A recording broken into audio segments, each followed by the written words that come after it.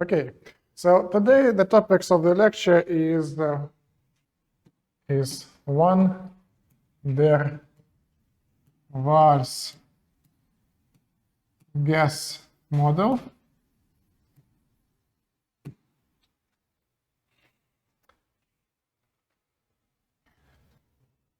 and this is the model of the gas of a non-ideal gas. So the aim of this model is to turn off or to turn on the interaction between molecules. So if we study the ideal gas, if we consider the ideal gas, then the main assumption we do about the ideal gas is that there is no interaction between different molecules of this gas. While in reality, actually, molecules do interact. So there are some forces. Some of them lead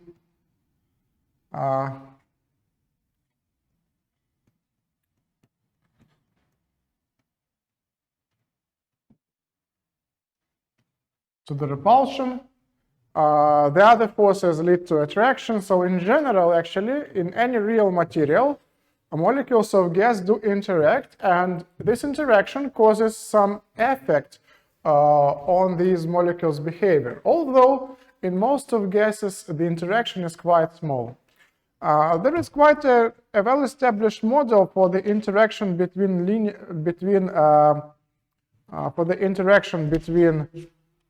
neutral molecules. So in what we have usually in gas, that molecules have zero electric charge, and for this reason, they interact via two forces.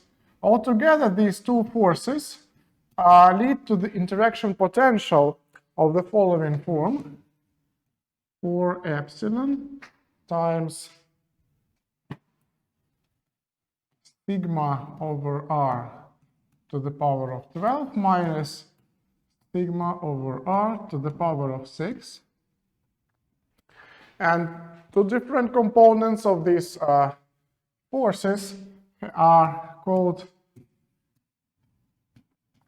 Pauli repulsion and dipole-dipole interaction.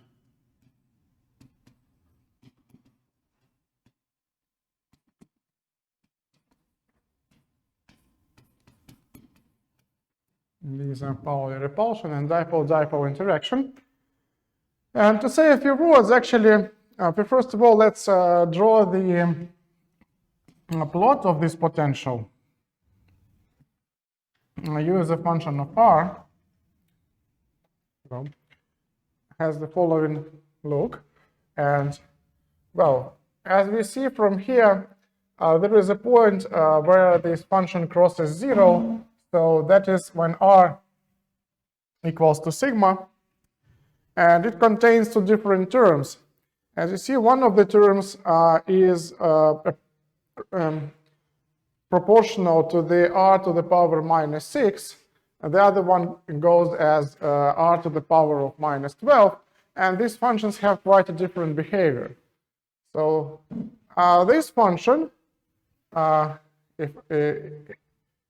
is decreasing as I increase the distance between different molecules, and as you see, actually it is actually decreasing very fast. So if I plot only the first term, that would look like this: very fast decay with the distance. At the same time, this term, which is negative, also decays as I increase the distance, but it decays slowly. So actually, if I look at this term, it would be looking like this. So altogether, after I sum up all of these two terms, it would turn out that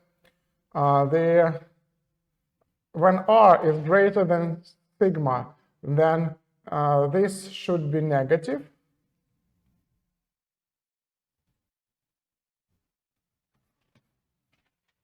Okay, let me go again.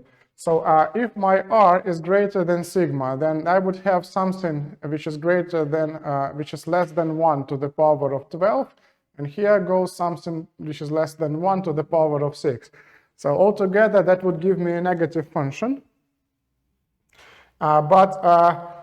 Altogether, after I approach the infinity, if I go far away from the molecule, then this function will again approach 0. So if I want to depict this behavior, that would look something like this. I'm going to do this not up to scale. So, but in general, it follows this similar behavior, that it goes here, reaches some minimum, and then increases. And here goes a very fast increase. So when you decrease the distance r below sigma, this term starts rising quite rapidly. So you would have some kind of a equilibrium here. So here we have the plot of the potential as the function of radius. So these two terms produce somewhere a minimum, and at this minimum, the force which acts between the two molecules becomes 0. So this is the equilibrium point. Here it goes 0 potential point, and so here is the fast increase. Well, of course, it's quite difficult to include this force correctly in our simulation, so we need to do some kind of a simplification procedure in order to take account of this kind of a force. And well, while this one is dipole-dipole interaction, which leads to attraction between two different molecules, but as you see, there is a very fast increase in the repulsion force as we go further. And the reason for this repulsion is that each molecule has some kind of a finite size, which is determined by the space which is occupied by electrons belonging to that exact molecule. And when you bring electrons close to each other, they have a repulsion force which is caused by classic electrodynamics. You know that two different electric charges of the same sign repulse each other, but this is actually a somewhat different one. It's not described by the Coulomb law or the interaction between electrostatics. It is called Pauli repulsion. It is based on quantum mechanics. In quantum mechanics, it is said that if you have two different electrons, you cannot bring them to the same point, so two electrons cannot occupy the same state. So basically, it's like this. So that leads to additional repulsion between electrons, because all of the electrostatics or electrodynamics is accounted by this dipole-dipole interaction. So you have positively charged nuclei in the molecule, you have negatively charged electron. Altogether, they move somewhat chaotically, and this chaotic motion leads to this dipole-dipole interaction. So that's included in here. But in here, we have an additional source of the repulsion, which is caused by quantum mechanics. Okay, so that is it.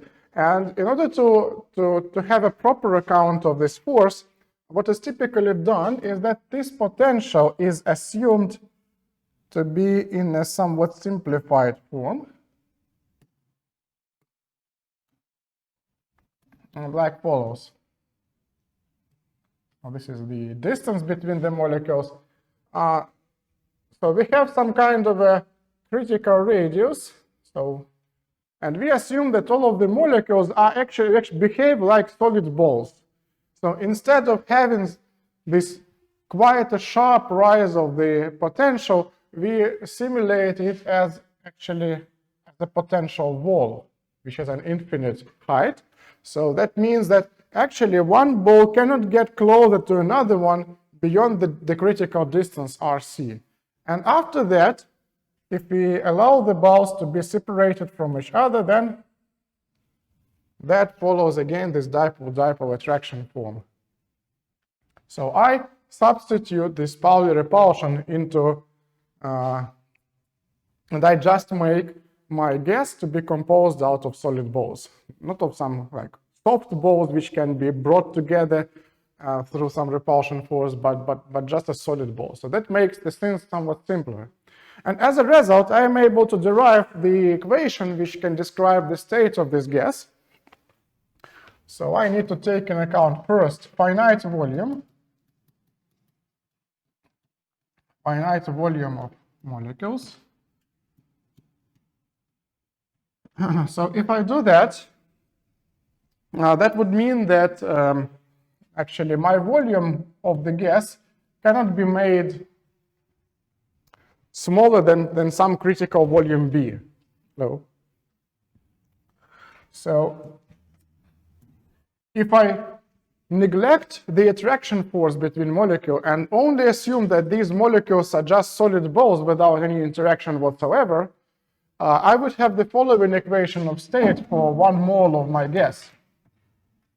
P times V minus B equals to RT. So altogether, this is the consequence of molecules having a finite size. But if I want to include the attraction force, I need to do something more than that.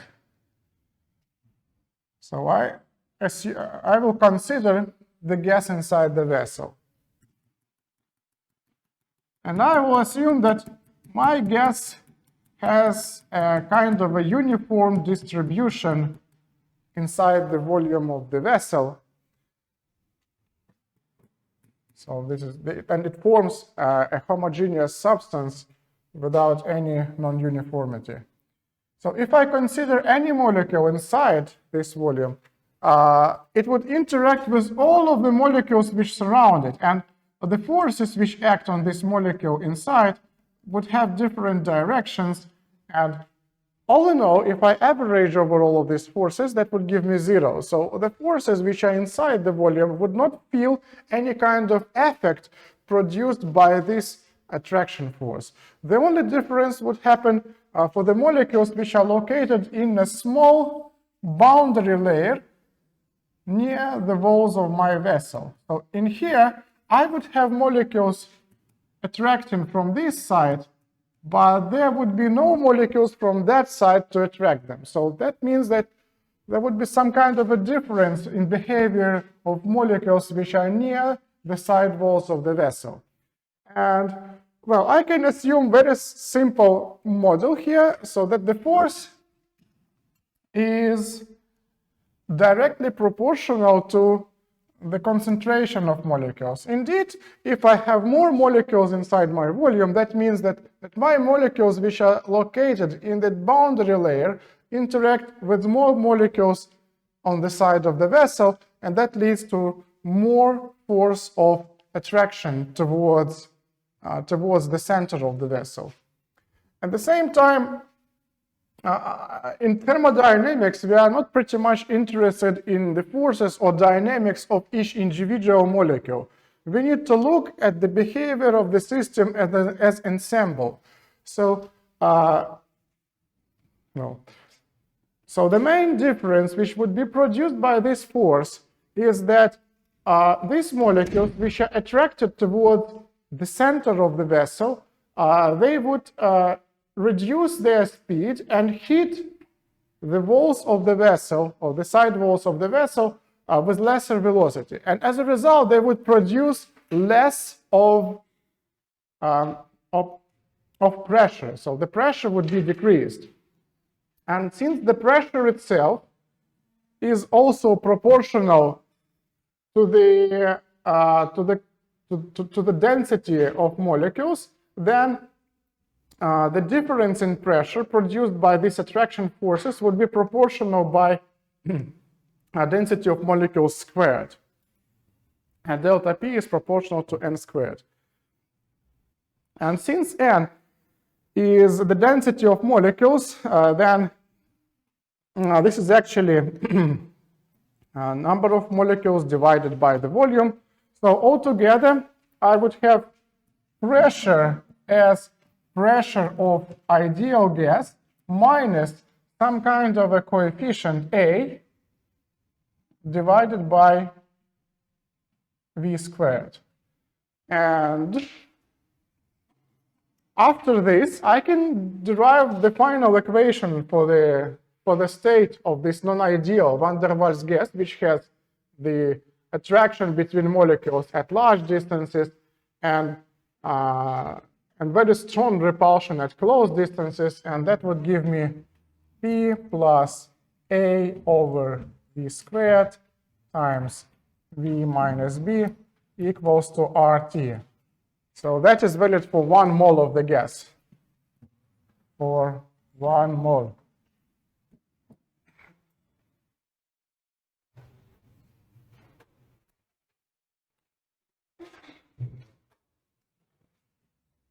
And this simple equation is called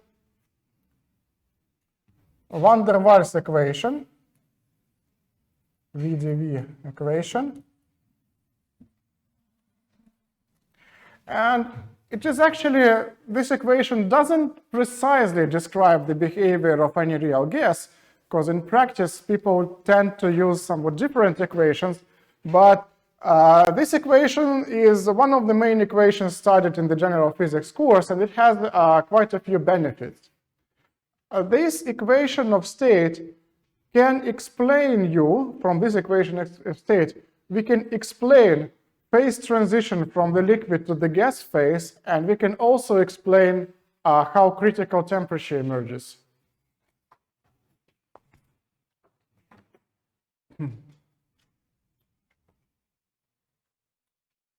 Okay.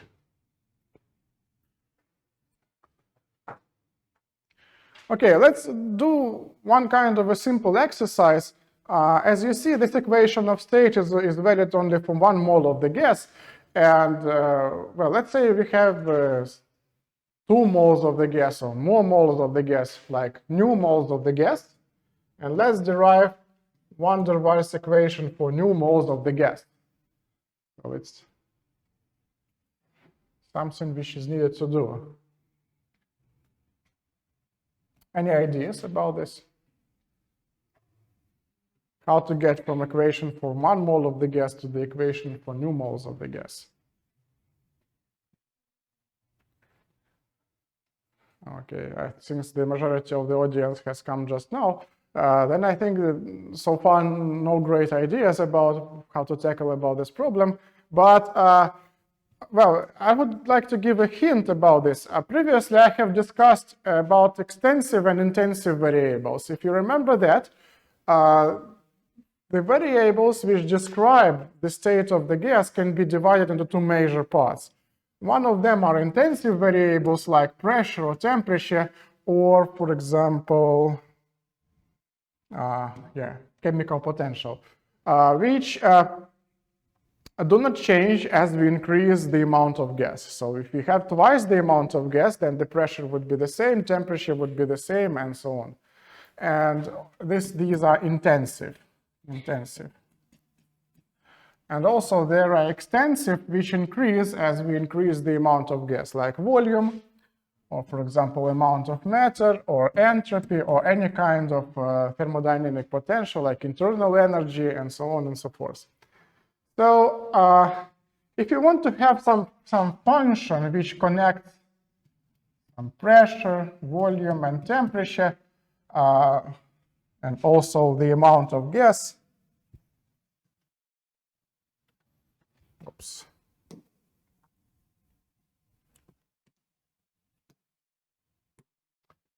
amount of gas nu, then we actually can reduce this function to the functions which describe 1 mole of gas. So if I go from new moles of gas to 1 mole of gas, what would happen with pressure?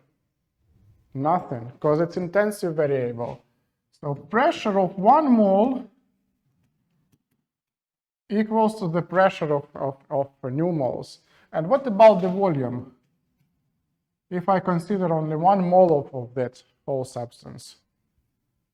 The volume per single mole, since it's an extensive variable,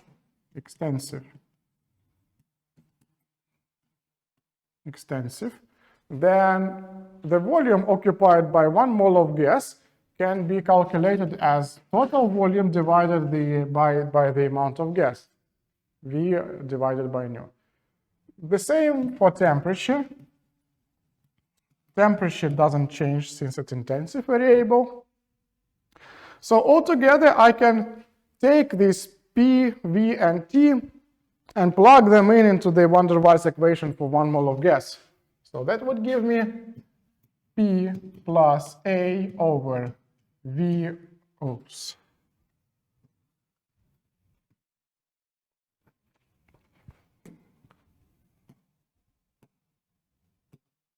Over V over nu squared times, again, V over nu minus B equals RT. Then let's do some kind of cosmetics with this expression, and that would give us P plus A nu squared over V squared times V minus nu B equals to nu RT. So not that much of a change, actually. So we have here, since we have a critical minimum volume of B, then if I multiply that by the amount of matter nu, that would give me critical volume or minimum volume of nu moles of gas instead of 1 mole of gas. And for the A coefficient, I would have also this one, and that includes the fact that actually the volume of nu moles of gas is nu times more than the volume of only 1 mole of gas. So that would give you a van der Waals equation for any amount of matter. Okay, and now let's analyze this equation of state. So let's analyze this equation of state. And for example, let's consider isotherms produced by this equation of state. So let's again go back to 1 mole of gas. So we consider P plus A over V squared times V minus B equals RT. Have PV. Well, for building the isotherms, it would be pretty much convenient for me to express pressure as a function of volume and temperature. So I would have first everything divided by V minus B, so that would give me RT over V minus B, and then get the pressure as RT over V minus B minus A over V squared. Okay, and here I have this B.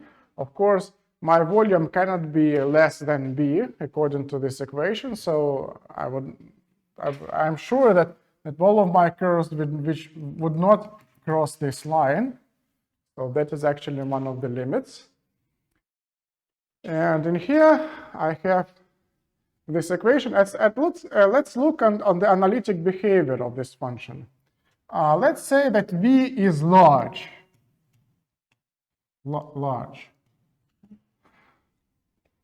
So when I have two functions, one of which is proportional to the reciprocal of V, so I can assume that when V is large, then B is small compared to V. So actually, when V is large, P is approximately RT over V minus A over V squared. So when I have this kind of a behavior, that means that my positive part, so my first term decreases slower than the second term. Because in second term, if I increase volume by a factor of 2, my first term would decrease only by the factor of 2, while the second term would decrease by a factor of 4. So that means that second term disappears faster than the first one. So altogether, when I get to the limit of very large V, that would give me RT over V approximately, as in the ideal gas. So that means when I am far away from all of my critical points, so any kind of special points of my curve, that would be a hyperbola, but something prevents this hyperbola from going on further, and there is actually this RT over V minus B, or actually an A over V squared. So that would be a hyperbola which goes to this asymptotic here, but since I also have minus a over v squared, at some point my a over v squared will overtake, probably. So my curve will go down, but since I have here v minus b and here I have v squared, that means that my a over v squared is limited, while RT over v minus b goes to infinity. So even if this term overtakes for some time, and then when I go further, RT over v minus b will get me back on the track. So it will get me back to this initial hyperbola. So that would be quite a weird curve. So we would have curve which goes like first it goes down, then up, and then goes down, but not always so. If we go further and further for higher temperatures, then the role of the first term would increase. So if I increase the temperature, my first term will become larger and larger, and I expect that at some point this minus a over v squared would not be able to overtake my overall increasing behavior of this hyperbola. So at above some temperature, I would have a continuously decreasing function of volume. So that would be a continuously decreasing. So in here I have a part of the curve which increases, but above some temperature, I don't know which temperature it is, but I'll first call it a critical temperature. Above some temperature, I would not have any kind of this peculiar behavior. And actually, if you consider that temperature is quite small, then this curve can actually go, well, below zero. And that is really interesting. So we have negative pressure here, predicted by theory, and that demands some kind of an explanation, which would be given further. So, and let's depict a behavior at the critical temperature. So at a critical temperature, you would not have a rising part, but you would be infinitely close to have a rising part of the curve. So you would have a small plateau here, and then you would go back to the initial. So in here, there is the point where you have a zero derivative, or where you have a horizontal part of the curve, and it would correspond to some kind of a volume, which I would call critical volume, and the pressure, which I would call a critical pressure.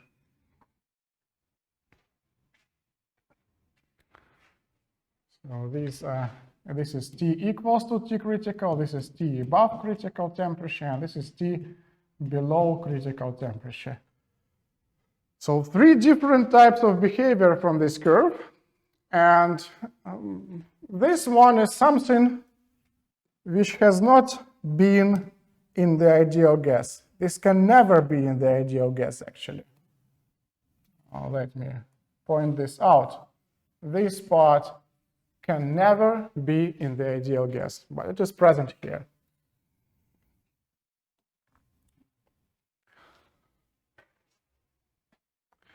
So in order to understand what happens at these points where we have an increasing part of the curve, let's have a small discussion first about the stability of equilibrium.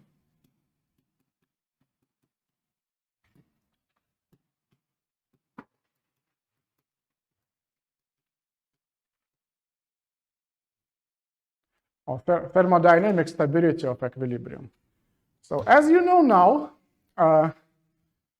if I collect all of the stuff which we have previously discussed about equilibrium, then you know that entropy in the equilibrium has maximum value.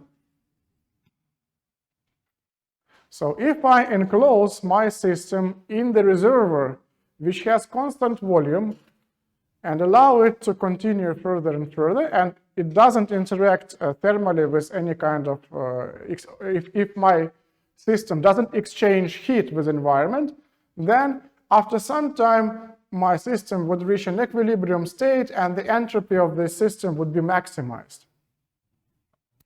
So that also means that when I'm in an equilibrium, that means that all of the derivatives of my entropy over any kind of functions, for example, volume or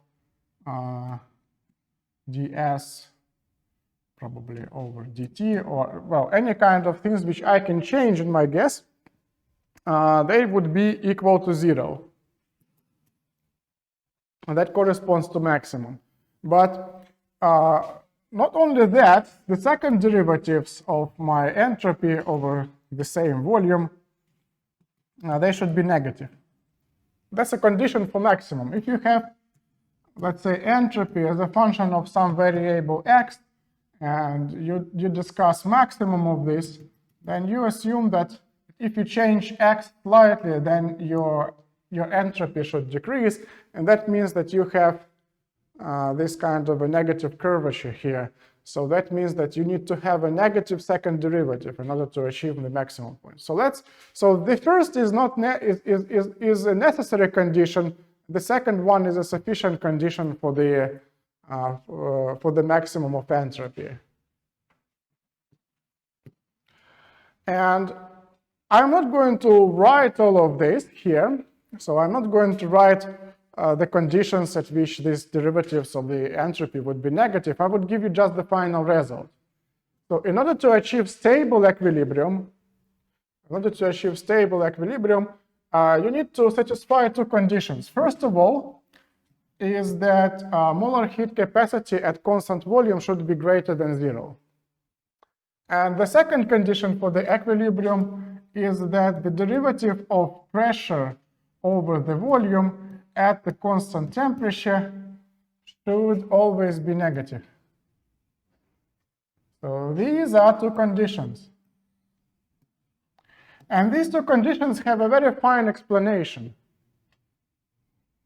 So these are results. So if I demand that all of my second derivatives of entropy are negative, then I would be able to get these two equations out of that. I'm not going to show it because it involves pretty much of an algebra here, but these are results, and they have a very simple explanation. Let's get to the first one, that CV is greater than 0. So let's assume that at some states I assume that CV is negative. So let me consider my matter in the vessel, and let me separate the vessel into two parts.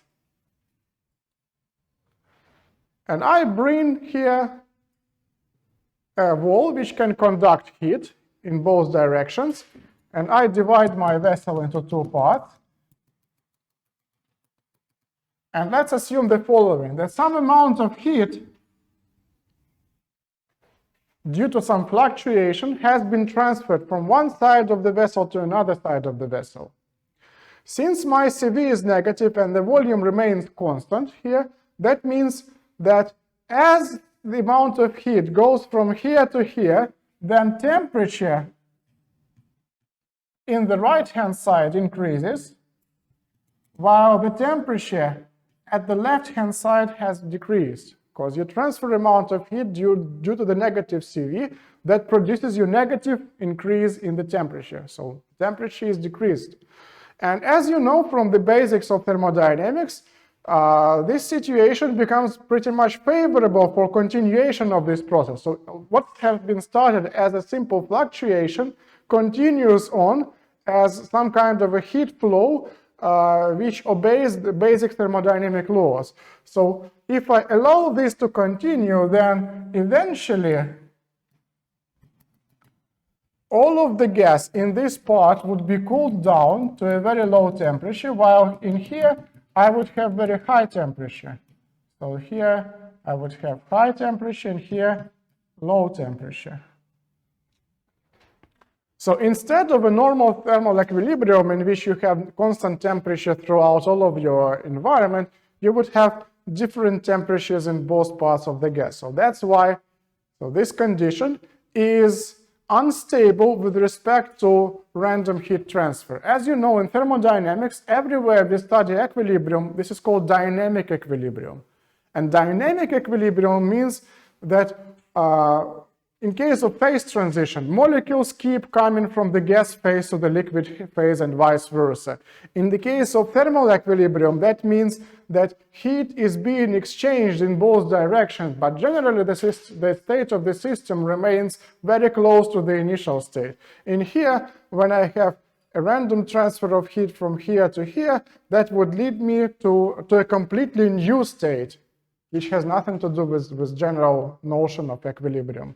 So that means that the matter in the state of CV less than 0 is unstable. And let's now discuss the second part of this.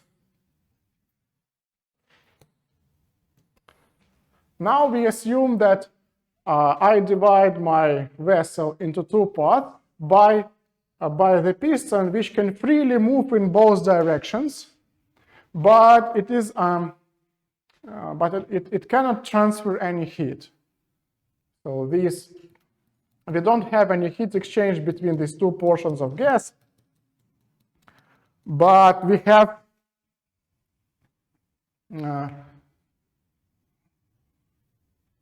okay, let's assume that it can actually exchange. So let's assume that at all times the temperature remains constant. So the temperature is constant throughout all of this gas, but if I let, due to the fluctuation, let's say the piston has changed its position towards the right side, and I assume that this derivative is negative, dP over dV at the constant temperature is, okay, it's positive. So let's assume that this is violated, so this derivative is positive. So that means the following, that the piston has changed the position to the right. So in the first portion of the gas, the volume has increased. So here we have increase of volume, and here the volume has slightly decreased. As a result, since this is positive, that means the pressure in this side of the gas has increased, while in here it has decreased. So that means that what have initially started as a fluctuation of the position of the piston leads to the state in which the force which acts on this piston becomes greater than the force which wants to return the piston to the initial place. So that means that the equilibrium of this piston is unstable with respect to mechanical fluctuations.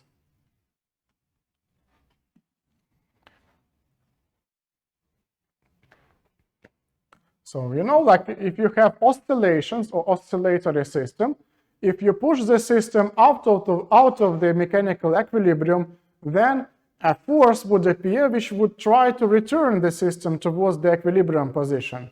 But in here, instead of the force which wants to return the system to the equilibrium, we have a force which pushes the system away from the equilibrium further.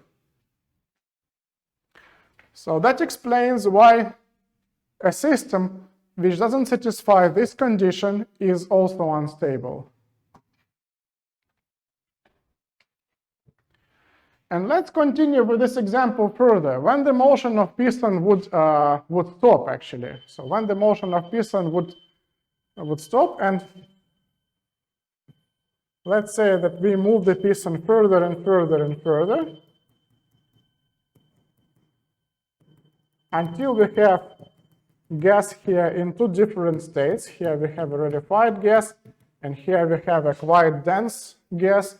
And in here we also achieve the equilibrium in pressure.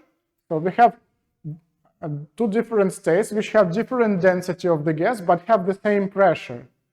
They have the same pressure, and now as I move the piston from this equilibrium position, all of these two states have negative derivatives. So when I decrease the volume here, that would lead to increase of pressure here. And if we look at this van der Waals curve, so let's assume we started from here and we kept the temperature constant. That means that at the end, my vessel would be divided into two parts, in which in one part I would have very high volume, so that would correspond to this side, very high volume, And in here we have very low volume, and that would correspond to this point. And as you know already, this is the liquid phase and this is the gas phase. So once you plot an isotherm and observe this kind of a bump here, that means that actually it is impossible to reach that state because this state represents unstable equilibrium.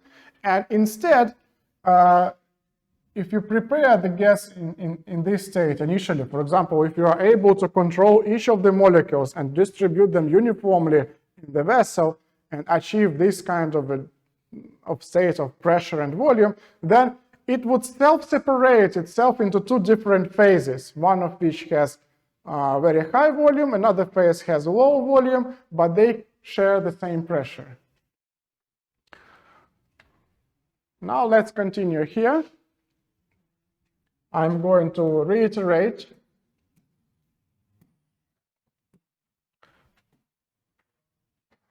So once I have this type of a curve, actually,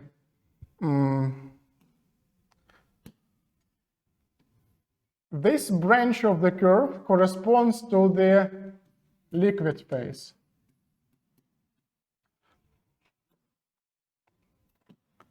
This branch of the curve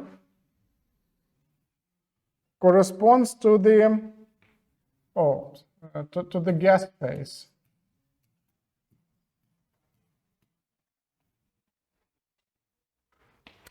In reality, actually, it is quite difficult to achieve states beyond some point.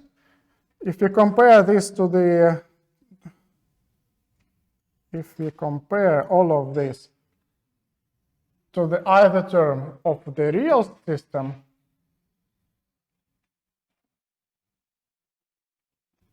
to isotherm of the real gas, it would look like this. So actually, the states above this solid black curve are hardly accessible. And these states which are above this, this part of the curve are called metastable states. Metastable.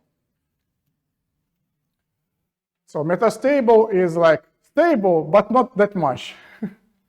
So they are stable up to some fluctuation. So if the fluctuation is strong enough, the state becomes unstable.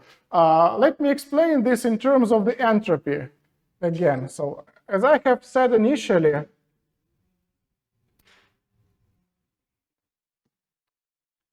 in the equilibrium state, the entropy is maximal.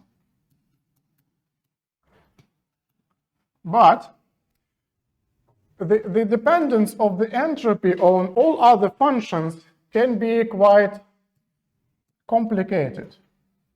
So let's assume that I have the following function. Entropy is a function of x, some kind of a variable which describes the state of my system, and it goes like follows.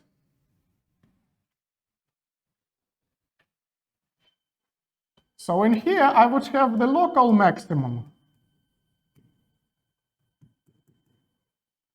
And local maximum here is stable with respect to the small fluctuations around the small maximum. So if I go to this state, then the dynamics of my thermodynamic system would return it back to the initial local minimum. But we know that actually the state which corresponds to the real thermodynamic equilibrium is somewhere here. It's in the global maximum. The global maximum. So it turns out that you need a fluctuation which is strong enough to bring your system from here, for example, to this point. And now from this point further, the system would go not backwards, but it would go to the global maximum.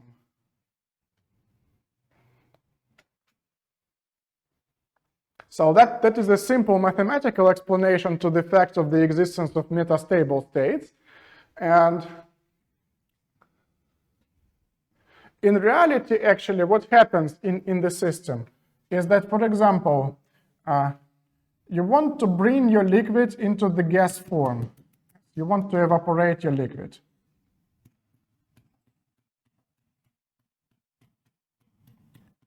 The evaporation can happen, for example, on the surface, but this process goes quite slowly.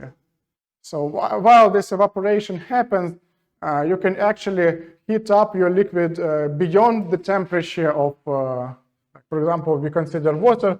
So while this evaporation happens, I can try to bring my liquid to the temperature above 100 degrees of Celsius. And it's not prohibited by thermodynamics. I can really do that. But since this process is quite slow. But you know that if you bring the liquid to the temperature of 100 degrees of Celsius, what actually starts is the boiling. So it's not just evaporation, it's boiling. So that's evaporation which happens inside the volume of the liquid. So that means that inside the volume of the liquid, you would have a small bubbles which contain gas, and they have like lower density than the density of the surrounding liquid, and by means of buoyancy, they're brought to the surface, and then they go off. So altogether, they would have like a boiling behavior. But in order for this boiling to start, you need to have some kind of a fluctuation. For example, some kind of a corrugation on the side wall of the vessel, or for example, some kind of impurity inside the liquid, which it would allow for a large enough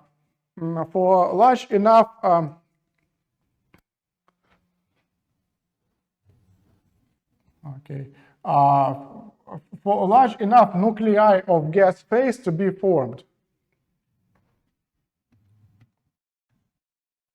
So, and it turns out that if you want to evaporate the liquid into a very small bubble, then these surface tension forces would not allow you to do so very simply. So in order to achieve an evaporation in the curved surface, you need to have a larger temperature than 100 degrees of Celsius. So that's why you need to get somewhat further from the global maximum state in order to achieve this phase transition in a very fast manner. So that brings you the possibility to achieve a metastable state. For example, to increase the volume of the liquid beyond or to decrease the pressure of the liquid beyond the temperature of saturated vapor pressure and achieve the metastable state here, or increase the pressure of the gas beyond the saturated vapor pressure before it starts condensating into the liquid phase. And again, this part of the curve, the last part of the curve, is not accessible by any means. So these states are called unstable. And while their existence follows from the equation, these states cannot be achieved by any means. Because as soon as you achieve this state, the state would immediately crumble into one of the stable or metastable states. Okay, now let's do some mathematics. The main exercise which is needed to do with this van der Waals gas is, first of all, we need to try to figure out the equation, the caloric equation of state. So far, we have only the thermic equation of state, but we don't know caloric equation of state. So the dependence of the internal energy as a function of volume and temperature is yet to be determined. And the next one is we need to study in more detail this phase transition. Okay, let's probably start with the phase transition. there is a very simple rule which allows you to start from this curve and determine the saturated vapor pressure.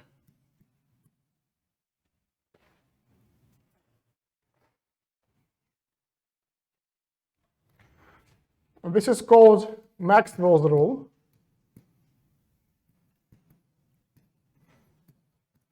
And the Maxwell's rule states the following, that the area in here should be equal to the area here for this to be the saturated vapor pressure.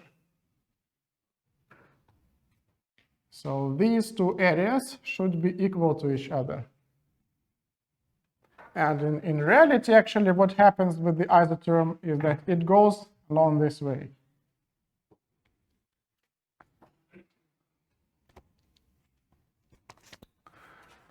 And now let's determine the internal energy. As I have said previously, it is impossible to determine the internal energy as a function of volume and temperature starting from the thermic equation of state only. So we need some more information about that. And one of that kind of information is that we need to know, for example, we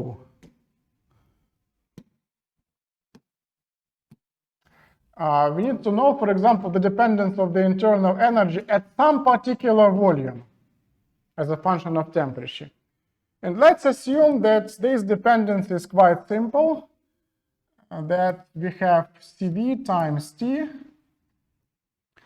So if you go increase in temperature at some volume, then you would have constant molar heat capacity at that volume. So plus some constant that we don't know. U, for example, V0. And here I have Cv times T.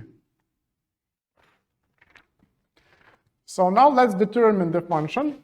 As we know, that du over dv at the constant temperature is equal to temperature times ds over dv,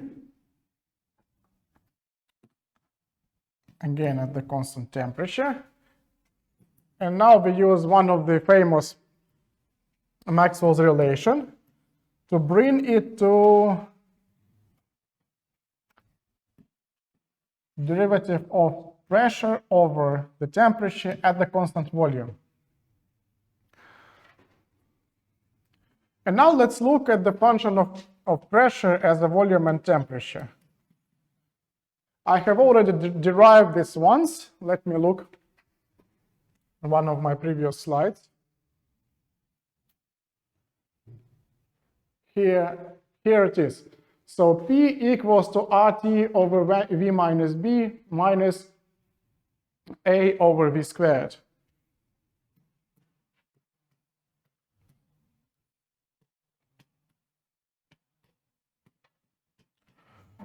So that means that the derivative of pressure over temperature at the constant volume, well, it's actually very simple. In terms of temperature dependence, only the first term depends on the temperature, while the second term is constant with respect to temperature. So that would give me R over V minus B. And then I plug this into this, and that would give me RT over V minus B. RT over V minus B. And this is the derivative of internal energy over the volume. So if I want to determine the internal energy at some volume V at temperature T, that means that I need to calculate the following.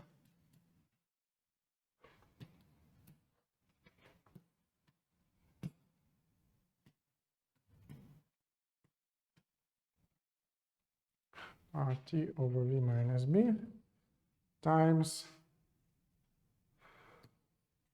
dV. So I integrate this derivative and get the following result. So this integral is very simple. It's again this natural logarithm in some form, in a disguised form. So this is u of V0t plus RT natural log of V minus B.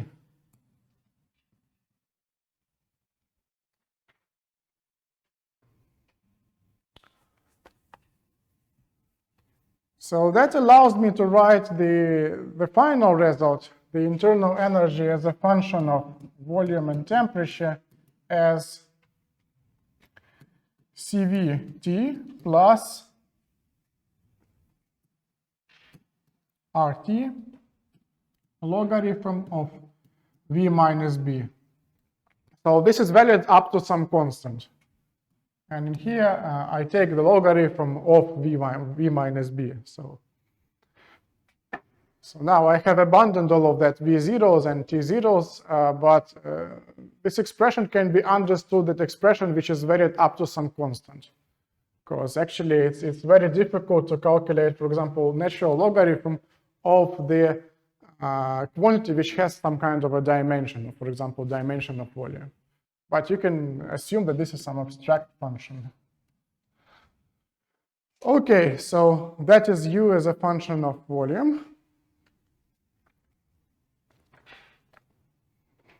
And now, since we already know the internal energy and the caloric equation of state, then we can get back to this Maxwell's rule and explain how this Maxwell rule actually emerges. So I have said that we need for this area to be equal to that area in order to achieve, in order for this to be a saturated vapor pressure. So let's derive that. In the case of, so let me once again reiterate the function of internal energy as CVT plus RT a logarithm of V minus B.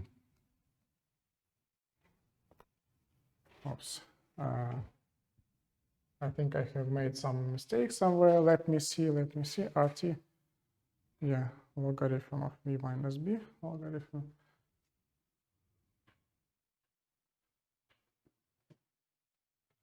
T dp over dt. Yeah, no, well, I think everything is okay now.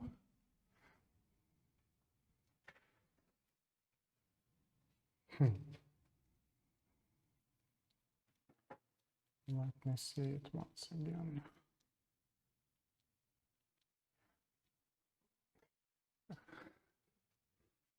T times ds over dv over the temperature, du over dv at the constant temperature. Well, I have probably forgotten something. Since I studied the process which changes the volume, I think I need to subtract pressure from here. Yes.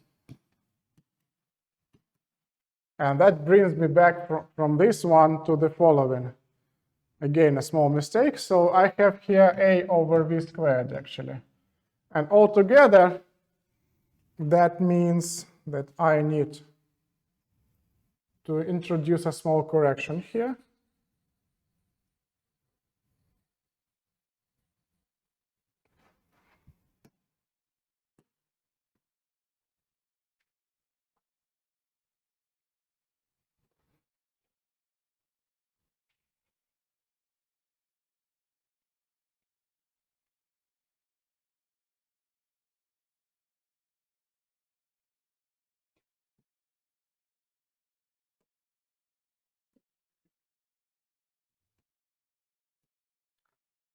Okay.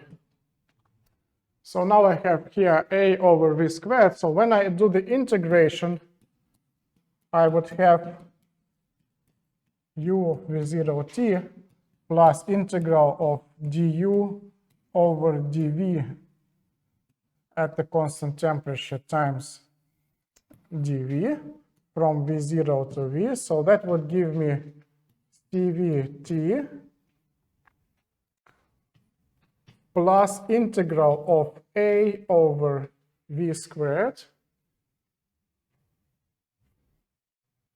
times dv. So that would give me altogether CVT minus A over V.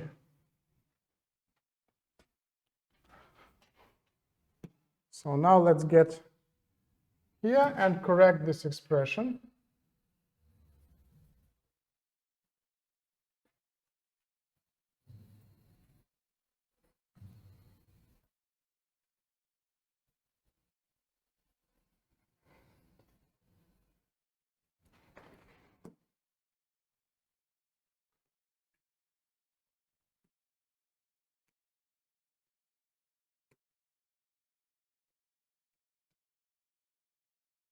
So if I didn't have any A in my equation of state, then the behavior would be like of the ideal gas. So if without any kind of attraction force between the molecules, my gas would behave pretty much like ideal gas.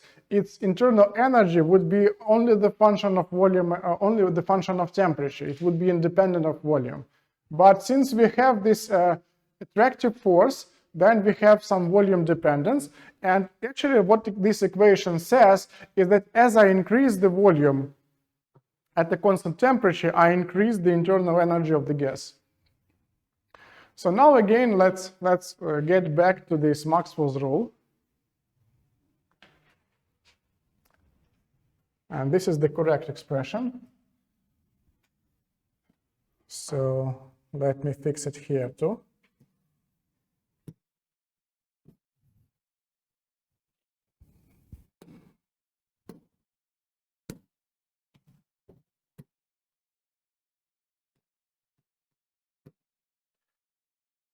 So in order to achieve phase transition, we have already determined that the condition for the phase transition is that chemical potential of the gas or of the substance in the gas phase and in the liquid phase would be the same. So that means that nu chemical potential as a function of pressure and temperature. Okay, let's go to the pressure and volume. So as a function of pressure and volume should be equal in the gas phase, and it should be equal in the liquid phase. So in the liquid phase, I expect the volume to be smaller. In the gas phase, I expect it to be larger. And chemical potential, as we know, is the Gibbs potential per one molecule. So nu is phi over n, where n is the number of molecules. So I can consider, for example, instead of chemical potential, I can consider the Gibbs potential for 1 mole of gas.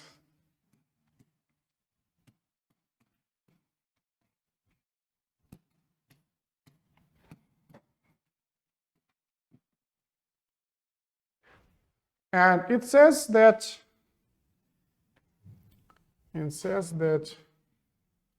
these two functions should be equal. So I can just use the definition of the Gibbs potential.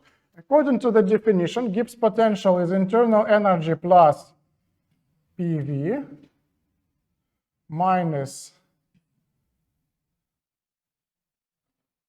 TdS minus ST.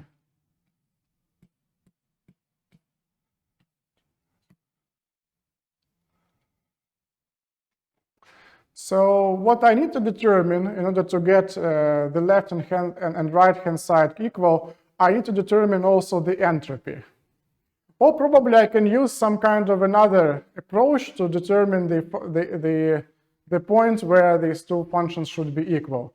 For example, I can write the differential of this this Gibbs potential, and it would be minus S dt plus V dp.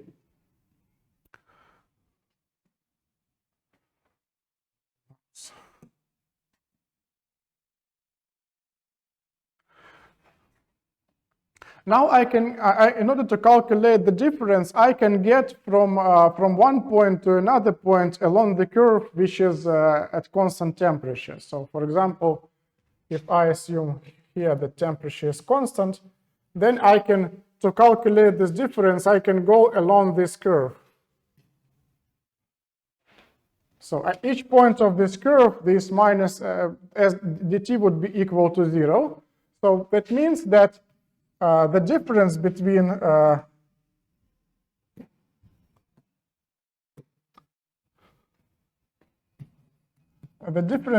two Gibbs potentials would be equal to the integral of v dp from starting point to the end point. So now let's look at this difference. v dp is actually graphically that would be something like, okay, if I have pressure and volume. So if I go in this direction, then my integral of v dp would go like this. So that would be the area of the curve to the left-hand side. And since here, for example, the pressure decreases, then this area should be taken with the negative sign. So what happens here as I go further? So as I start and I go in this direction, then this part is subtracted. But then I turn here in the direction where the pressure increases.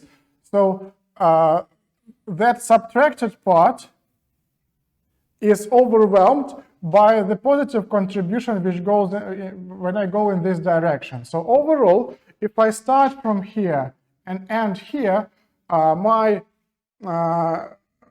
area under the curve would be actually equal only to the part which I have initially labeled by these lines. So when I go from here to here, that would give me only this area in this direction. But when I continue further in this direction, then I would first subtract this, but then I would first get positive, I would get an increment of this area, but then this increment would be overwhelmed by the negative contribution, which comes when I go in the direction of the decreasing pressure. And what is left over is only this area, which is marked by these lines. So altogether, the difference in integral between this point and this point is 0 only when these two areas are equal to each other. And now we can actually try to see how it works. So these areas can actually be determined numerically. So let's look how this Maxwell rule applies. Again.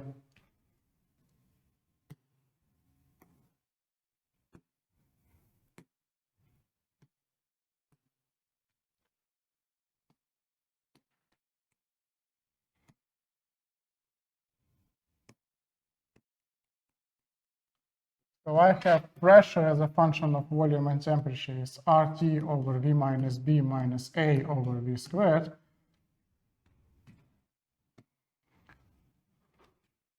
So let's assume that I want to calculate this area, but I can do this in the following way. I can actually calculate the difference between these two areas as follows. That would be integral of P dV from V1 to V2, and I need to subtract PS, saturated vapor pressure, or P of V1 times V2 minus V1. So that would give me an equation, and altogether that should be equal to 0. Okay, so now let's perform this integration. First term would give me RT times logarithm of V2 minus B over V1 minus B. The second term would give me minus, plus A over V2 minus A over V1. And that should be equal to Ps times V2 minus V1. And we also have an additional equation here, which is Ps equals to RT over V1 minus B minus A over V1 squared equals to RT over V2 minus B minus A over V2 squared. So altogether, I have a set of equations. One of them connects V1 and V2. But the system of equations is quite difficult to be tackled analytically. So this equation contains logarithms, they contain algebraic functions, and more complicated than that these functions are actually, well, they reduce to some sort of a cubic equation. But nonetheless, actually, the properties of liquid and gas phase can be determined from this set of two equations. So if you are able to solve it, then you would get. So first of all, I can actually get from this equation to the equations on V2 and V1, and that would be a pair of equations. One equation goes here, and one equation goes here after the substitution of, for example, the first expression in here. So these can be only solved numerically, unfortunately. Okay, I think we can make a small break for 5 minutes. We have one question which we have avoided so far. And that would be entropy of the ideal gas, or of the van der Waals gas, as a function of, again, volume and temperature. So previously we have derived the equation of state.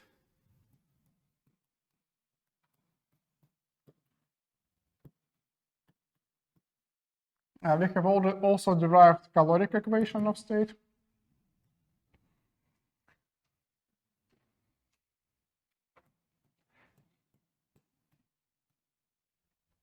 And now we need to derive the entropy. And again, in order to derive the entropy, we are going to make use of the Maxwell relations. And, well, if I want to determine the entropy as a function of volume and temperature, I need to first of all look at the derivatives of this function over volume at the constant temperature, which is, according to Maxwell's relations, is equal to dP over dt at constant volume. So that would give me just R over V minus B. We have already used that when I have derived the caloric equation of state. And the other one would be the derivative of entropy over temperature at the constant volume. But, well, it is equal to CV over T. And if you wonder why it is equal to CV over T, then we should look for the definition of the heat capacity, molar heat capacity at constant volume. So according to the definition, that is delta Q over dt at the constant volume. So altogether, that would give me T ds at constant volume, which is equal to delta Qn divided by dt at constant volume. So that would be T times ds over dV at constant temperature. Oops, dt over at constant volume. I don't know, but for some reason I'm keeping doing these various mistakes. So probably it's kind of a bad day. So, okay, so ds over dt at constant volume. So from this equation, Cv equals T ds over dt, I can get this one, that this is Cv over T. Okay, now I have two equations, so if I want to get from one point to another point, I need to do this in a two-step process. And let's say, as I said, the entropy can be determined up to some constant. So let's say that I know the entropy at V0 and T0. And let's say it is 0 in that point.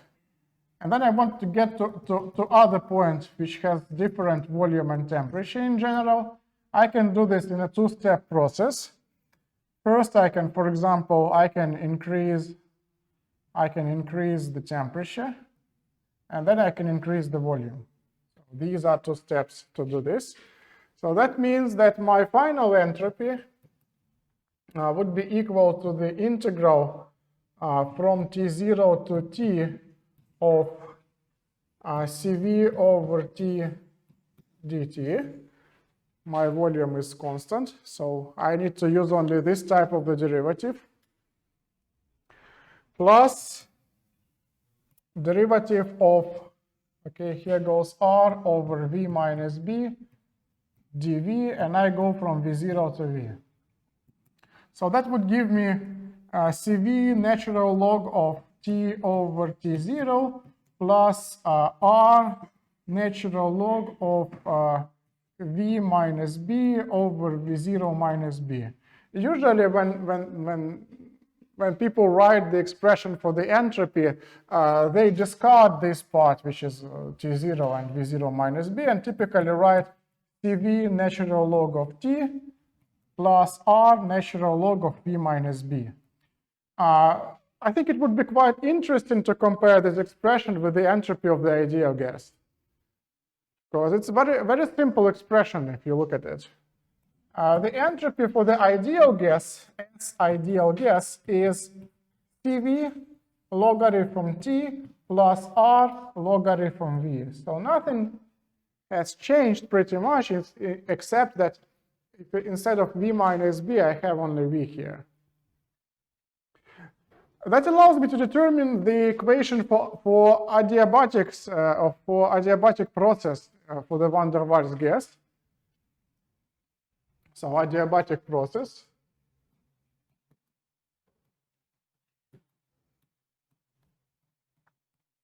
In the adiabatic process, the entropy remains constant.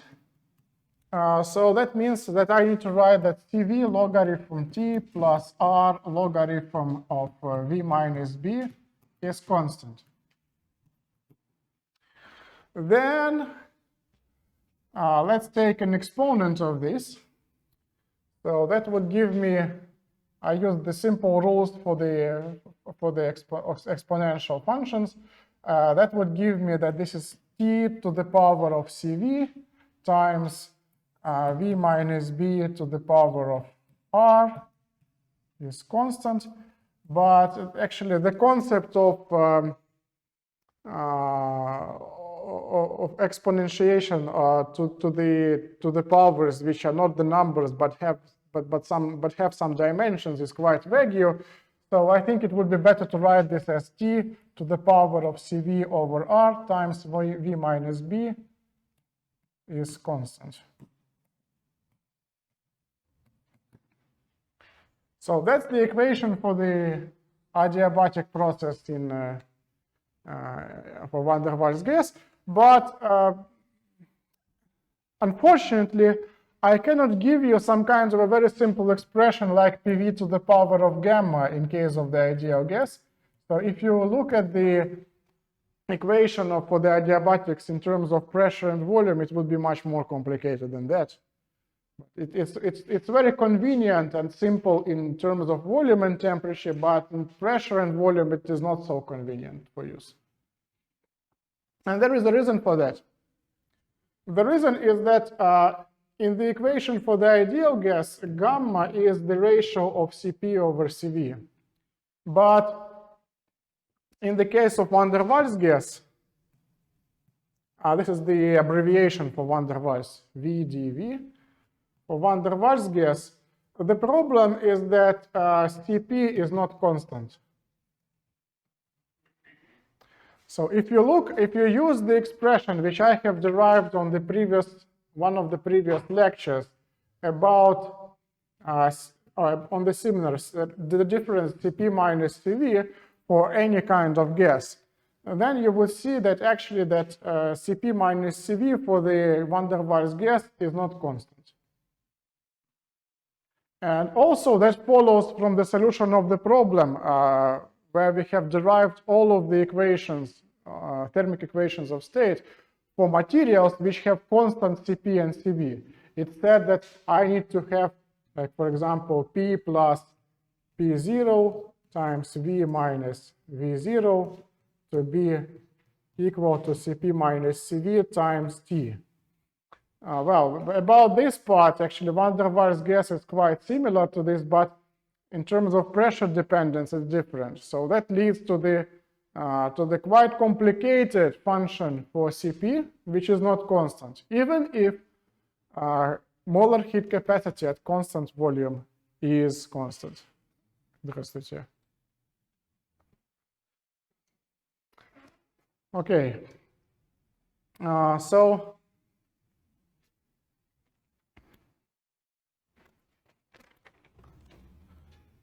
I think with this we can conclude the lecture. So we have been able to determine all of the relevant variables. Yes, and maybe let's consider the following process. It's a very important process for any kinds of a real gas. Now that we have determined all of the necessary variables, equations of state, we can consider now the processes. In thermodynamics, there are two processes which are in the high regard or are being very focused on. One of the processes is called pre-expansion.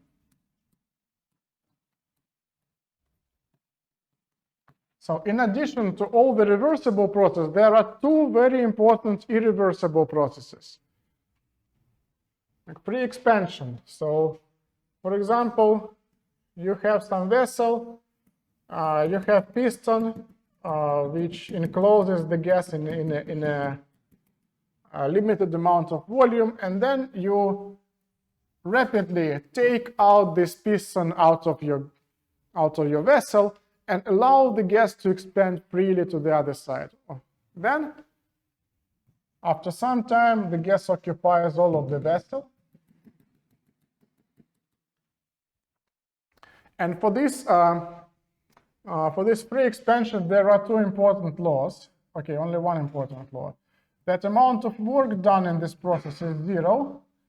So that means that change of internal energy is also zero, because all of this happens in a thermally insulated vessel. So I do not have any kind of heat added to the system.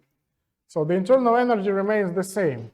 So if I have initial volume of V0 and the final volume of V1, that means that U0 equals to U1. So from this expression, I get the following, that Cv times T minus A over V0 equals to Cv, okay, T0, T1, this is the final temperature, minus A over V1.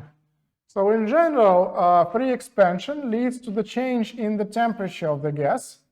So that would give you Cv, okay, T1 equals to T0 minus A over V0 plus A over V1. And since V1 is larger than V0, all of these two contributions lead to decrease of temperature. So unlike the ideal gas, whose temperature remains constant in the pre-expansion, van der Waals gas decreases its temperature as you allow it to expand freely. The second process, which is also very important for van der Waals gas, is called Joule-Thomson process.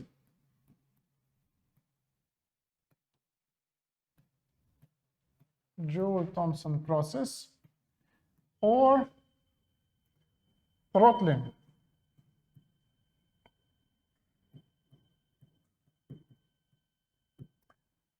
this is another type of irreversible process.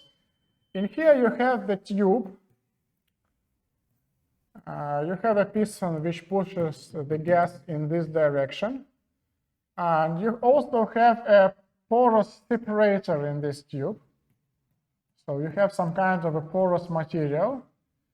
And through this porous material, gas can penetrate from one side of this tube to another side of the tube, but it does so very slowly. So while doing so, it loses all of the initial speed. So all the molecule can come into this porous material with some kind of velocity here, but when they come out of this porous substance, they have a completely random velocity. So as a result, it gets to this side, and from here, the gas is being sucked out, or you can say that actually we have a piston which moves in this direction. Well, so usually it all goes without any pistons at all, so you just have some kind of a machine which pushes gas in this direction, and the other pump which sucks this gas out of this. In the throttling process, I can write the following conservation law. So also there is no external heat being involved. So I can write the first law of thermodynamics. The work done on the gas is equal to, let's say the pressure here is P1, the pressure here is P2. So P1 times delta V1. Oh, actually, this is the work done probably by the gas. Minus P2 delta V2. No, that's on the gas. And so delta V1 is actually is the quantity, so the decrease of volume on the left-hand side. Delta V2 is the increase of volume on the right-hand side. And according to the energy conservation law, this amount of energy, the work done on the gas should be equal to the change of the internal energy minus the amount of heat supplied, or plus the amount of heat supplied to the gas. But there is no heat exchange, so that gives you completely the first law of thermodynamics. And actually, we can write it in the following form. Delta U, the change of the internal energy, can actually be written as, let's say, U2 minus U1, where U2 is the amount of added energy here, as we have moved the piston, and U1 is the internal energy which has been subtracted from here. So altogether, that gives me the following equation, that U1 plus P1 delta V1 equals to U2 plus P2 delta V2. So that means that enthalpy of the gas is actually being preserved in the process. So this is a process which is irreversible, is enthalpic process. In here we have the constant internal energy, while in here we have constant enthalpy of the gas.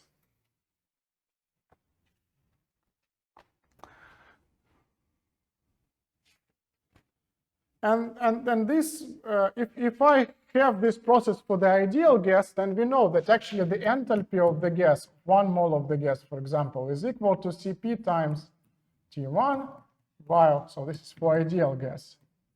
Ideal gas. So in the ideal gas, in this process, the temperature remains constant. While for the van der Waals gas, it is no longer valid. So let's write the equation for this process for enthalpy. As we know, enthalpy is U plus PV. So let's calculate the enthalpy for 1 mole of gas. that would be CV times T minus A over V. That comes from the internal energy, plus there should be a contribution from this PV, and that would give me RT over V minus B minus A over V squared times V. So altogether, after I open all of the brackets here, that would give me CVT minus A over V plus RT V over V minus B minus A over V again.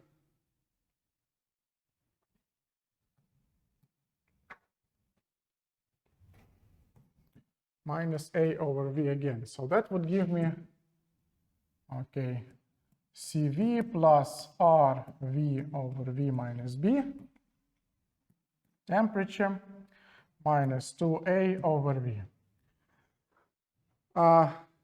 Okay, so I need to write these two expressions for the gas on the left-hand side and on the right-hand side. But usually when this process happens, what actually usually that P1 is much larger than P2. So in here, I produce quite a large pressure, while here, when I suck this gas out, it's in a very rarefied state.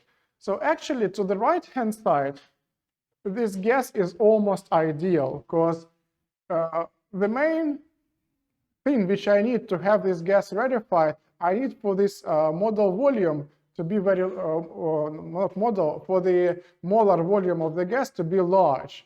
So that would give me that on the right-hand side, I actually can write the enthalpy as approximately as CV plus R times T. So in here, if I assume that my volume is very large, then this ratio of volume to volume minus B would be approximately 1. Because when volume is large, so this is always determined by this linear path. And at the same time, when my volume is very large, this 2A over volume would be very small.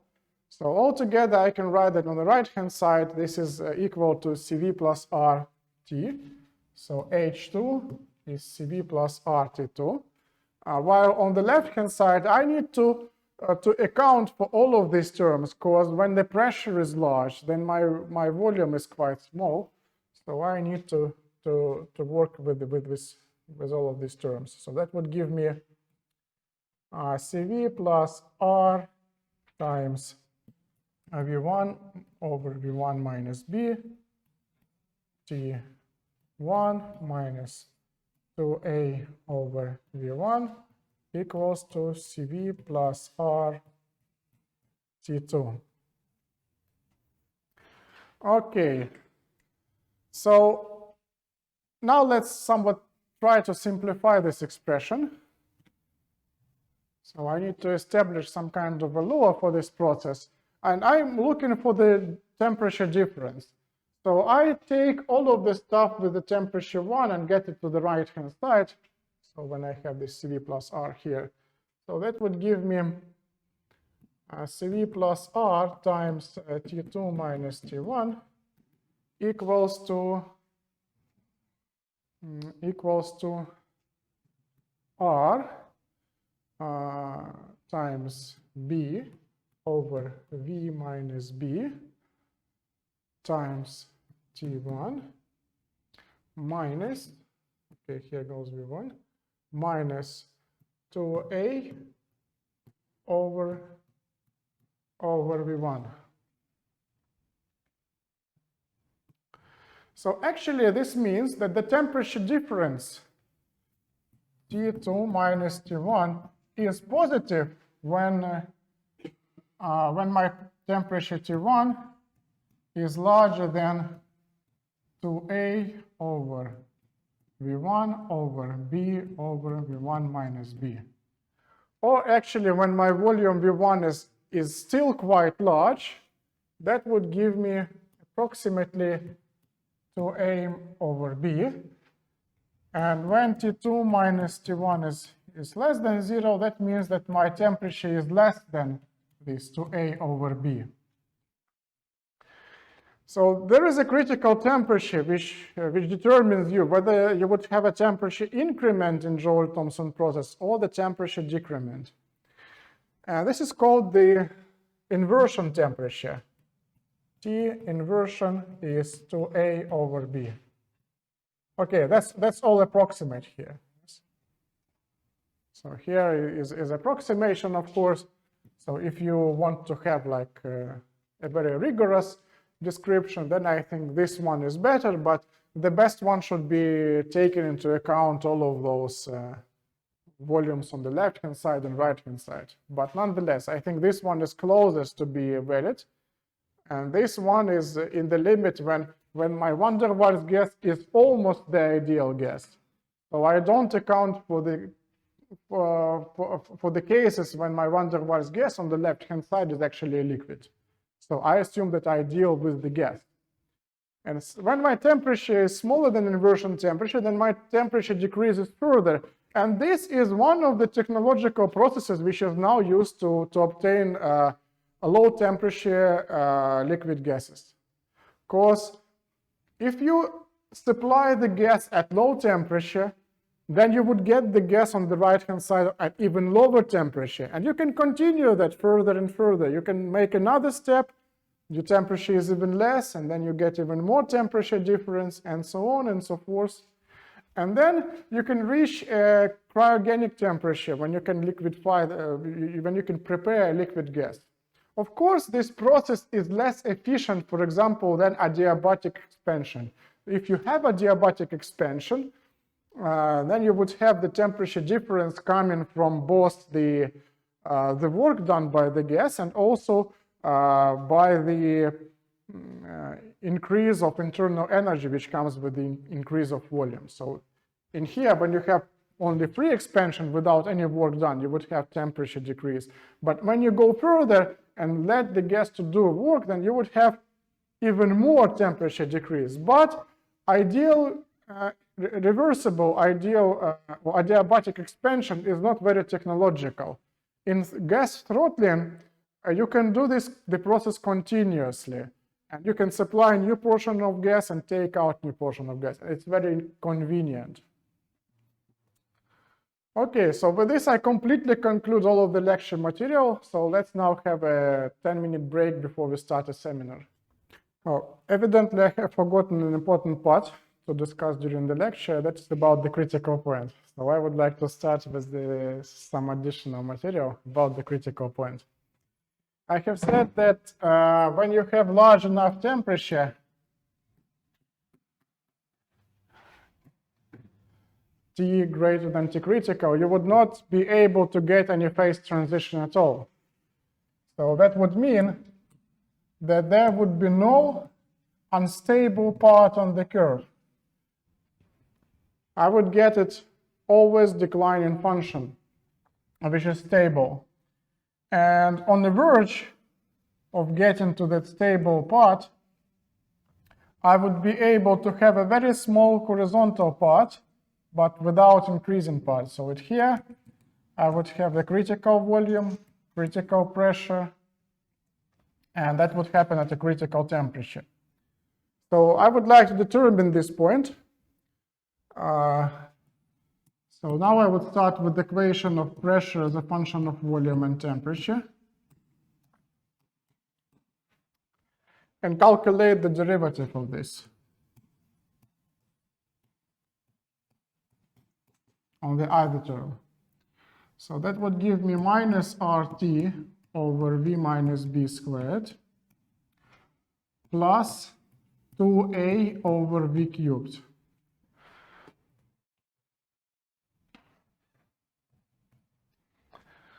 So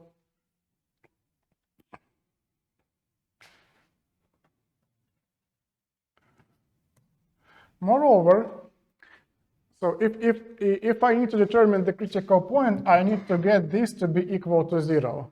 But overall, as you see that when I get this equal to 0, this is a cubic equation. When I have V cubed proportional to some kind of V minus B squared, and it's actually quite complicated.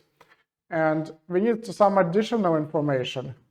So the additional information is that this part actually never goes, this derivative never goes positive. So for any v, this would not be positive. So this 0 is actually a maximal point. And since this 0 is the maximal derivative, that means that if I take a second derivative, it should also be equal to 0. And the second derivative is minus 2, okay, it would be plus 2RT over V minus B cubed plus, okay, now minus 6A over V to the 4. And this is also 0. So this is 0 and this is 0. That means that I have a set of equations of a similar form.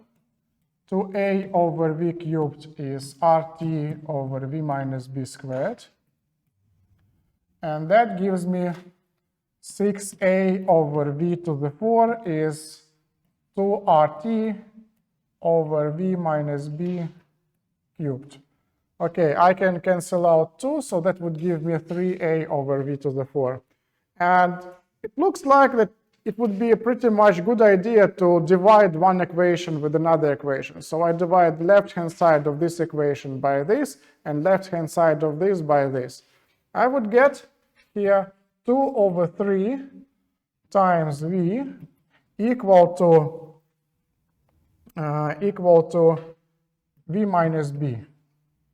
So that's very simple.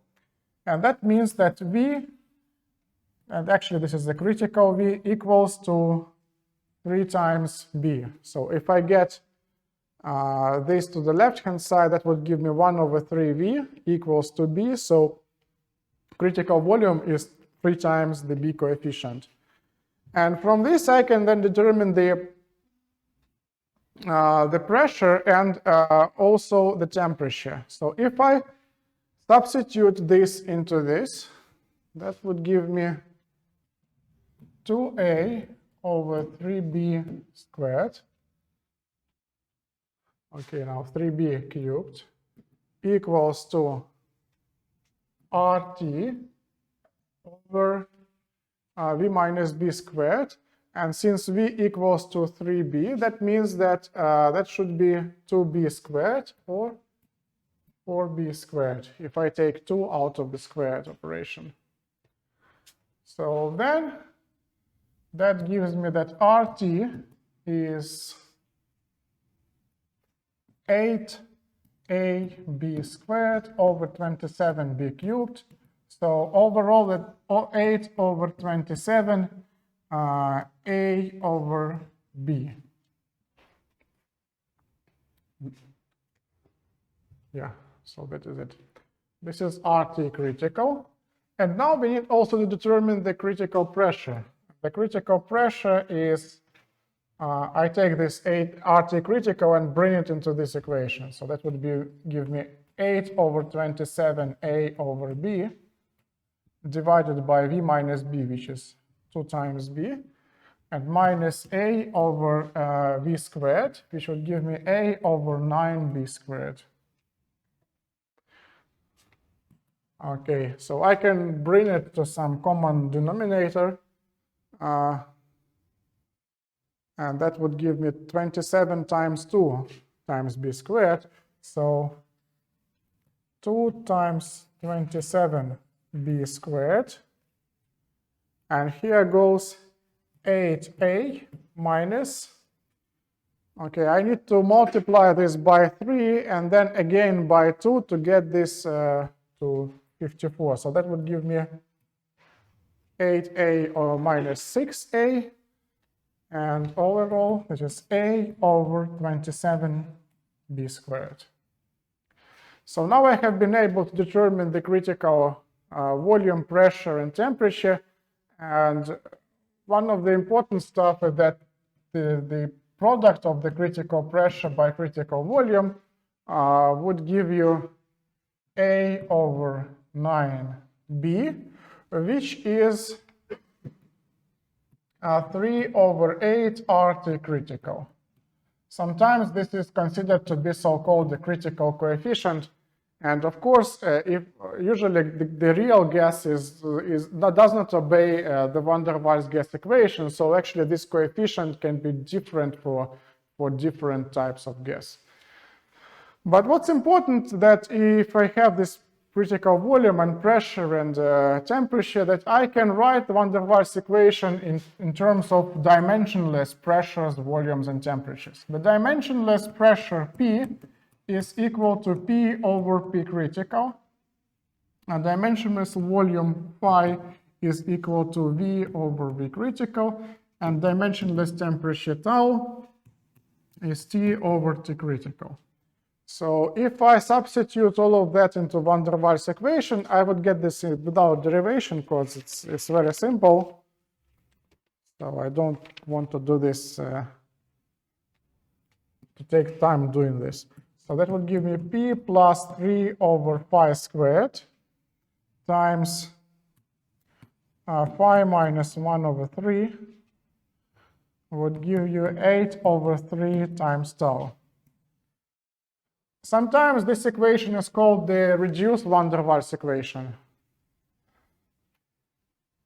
And the main meaning of this equation is that if you have two different materials which obey van der Waals equation, then it doesn't actually matter what kind of material you deal with. The properties of material would determine your critical pressure, volume, and temperature. But if you want to study the states of this material, so if you go to these dimensionless values, you see that none of the constants which appear here have any relation to the nature of the material.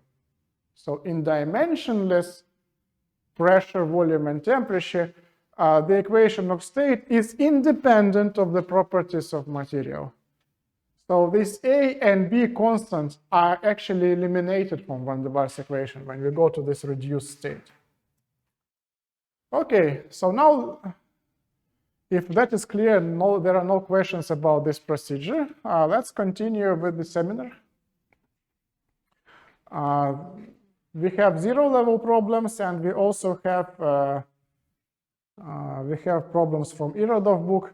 So first of all, have you done problems from zero level for this seminar? Huh? Zero-level problems. Anyone? No one is doing that.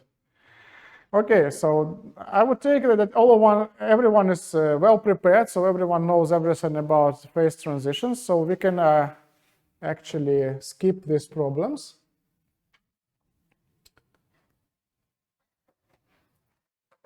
And go directly to the, okay, well, I think we should discuss the problem number 15. The reason for that is that actually I haven't discussed the topic of the phase transitions over the curved surface. So in the problem number 15, it says that we need to evaluate the relative pressure drop dP over pressure, delta P over P, of water vapor at the height of water rise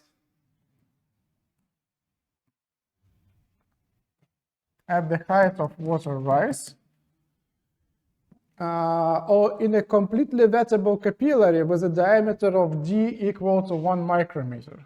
So we have this diameter of 1 micrometer. This is completely wettable, so that means that this surface angle is equal to 0. Contact angle is equal to 0. And we know also surface tension and the temperature.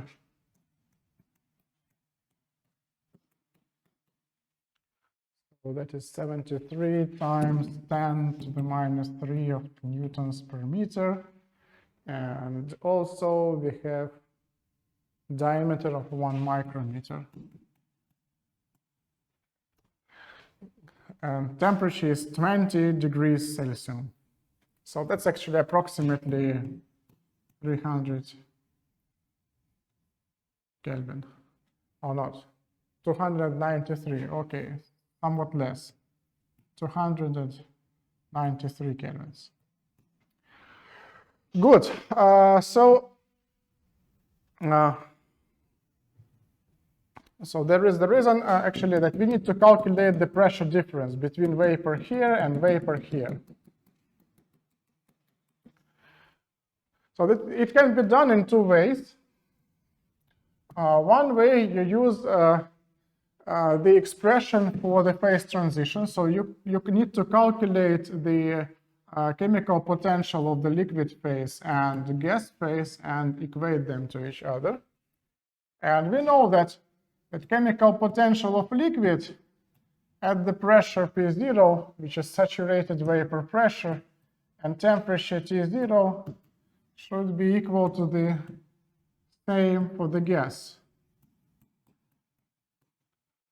This corresponds to the phase equilibrium condition over the plane surface. So if you have this plane surface, then pressure of the liquid would be exactly equal to the pressure of the gas in the state of equilibrium. But when we have a curved surface like here, the pressure of gas would be somewhat different from the pressure of liquid here. So that means that now we need to calculate, so we need to determine the conditions at the same temperature in which these two chemical potentials are equal, but the pressures are no longer equal.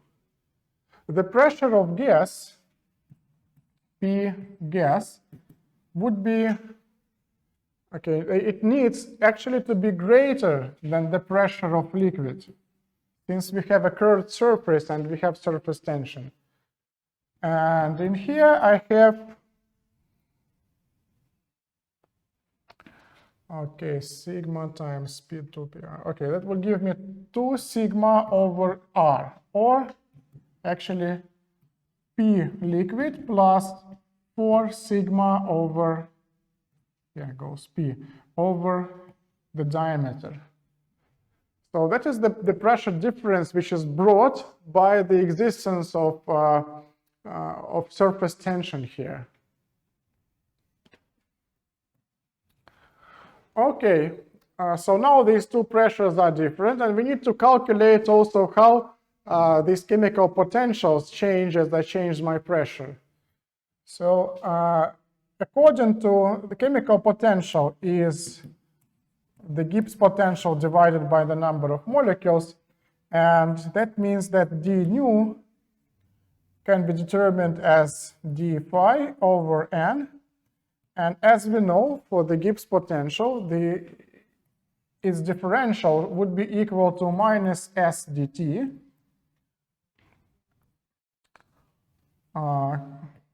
plus v dp over n. Okay, since we study the process at the same temperature, we can neglect this one. So that means that actually we need for these changes to be equal. VDP should be equal. Okay, one of the assumptions which can be involved in this change that if the level rise is not too large, then the density of the air would be approximately, or the density of the gas would be approximately constant. So let's assume first that volume actually approximately constant. So that would mean that in here, new liquid at pressure of liquid and T0 would be equal to nu of the liquid at the saturated vapor pressure P0 and T0 plus, well, let's say, molar volume or specific volume. Okay, that's actually volume per one molecule. In here, if I can consider the chemical potential, so I can write that this is volume of the liquid over the number of molecules multiplied by the pressure difference, PL minus P0. In terms of the gas phase, I can do exactly the same.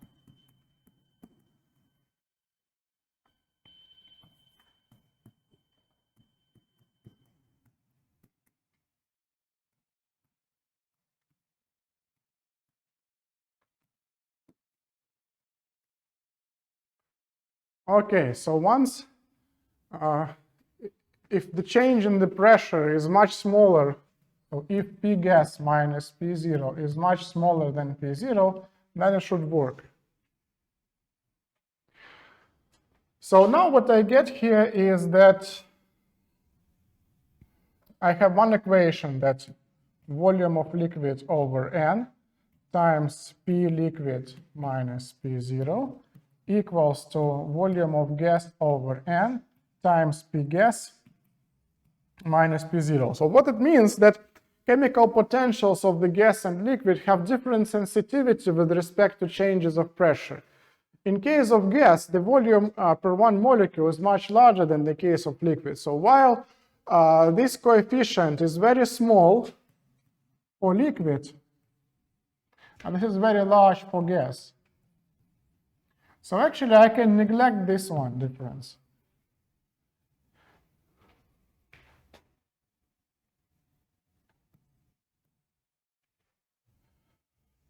Or can I actually? No, I can't actually do this. So I need to keep this, although it's very small. I need to keep this here.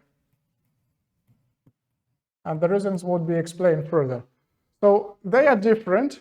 And when I change these pressures and keep my chemical potentials equal to each other, that means that there would be a pressure difference arising due to this different sensitivity. And in the final state, I need to have the pressure of the gas should be larger than pressure of the liquid and equal pressure of liquid plus 4 sigma over d. So I need to accumulate some kind of a difference here.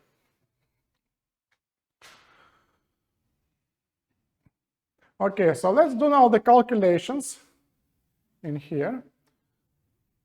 So let's determine the pressure of the gas. Since actually we need to determine P gas minus P0. So P gas is equal to P0 plus volume of liquid over the volume of the gas times P liquid minus P0.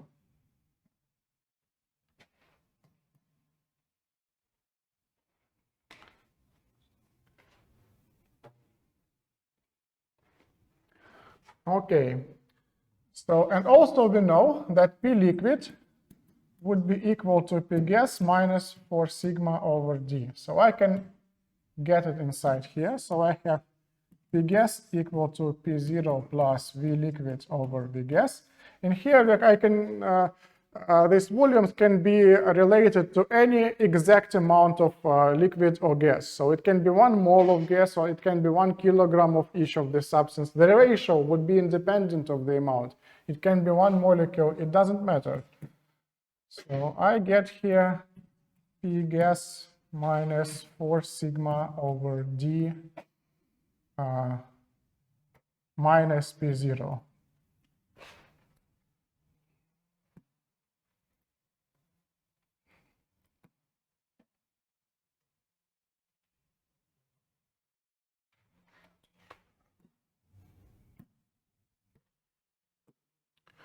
So I have a simple linear equation, and from that linear equation I get that P gas would be equal to P0 times 1 minus V liquid over V gas. You know, that's from P0, I combine it with this one. And also minus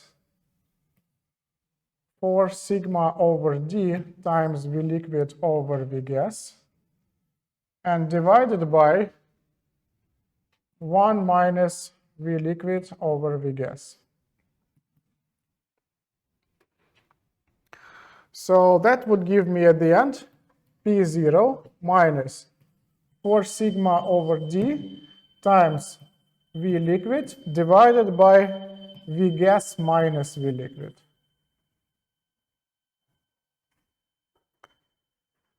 So the relative pressure difference, delta P over P, would be 4 sigma over d VL over Vgas minus VL and divided by P0. And now let's do some more simplifications. And one of the simplifications says that volume of the liquid is much less than volume of the gas when we consider the same amount of liquid or gas. So I can write that this is 4 sigma over D, volume of liquid, over P0, volume of gas. And then it also says that I can consider the vapor as an ideal gas.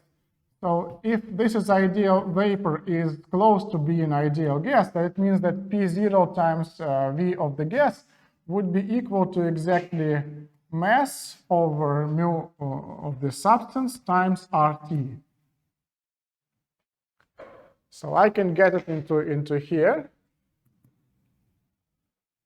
So I can assume that I deal with volumes, specific volumes. So then my mass equals to 1 kilogram. And that gives me 4 sigma over D times V liquid divided by RT over mu.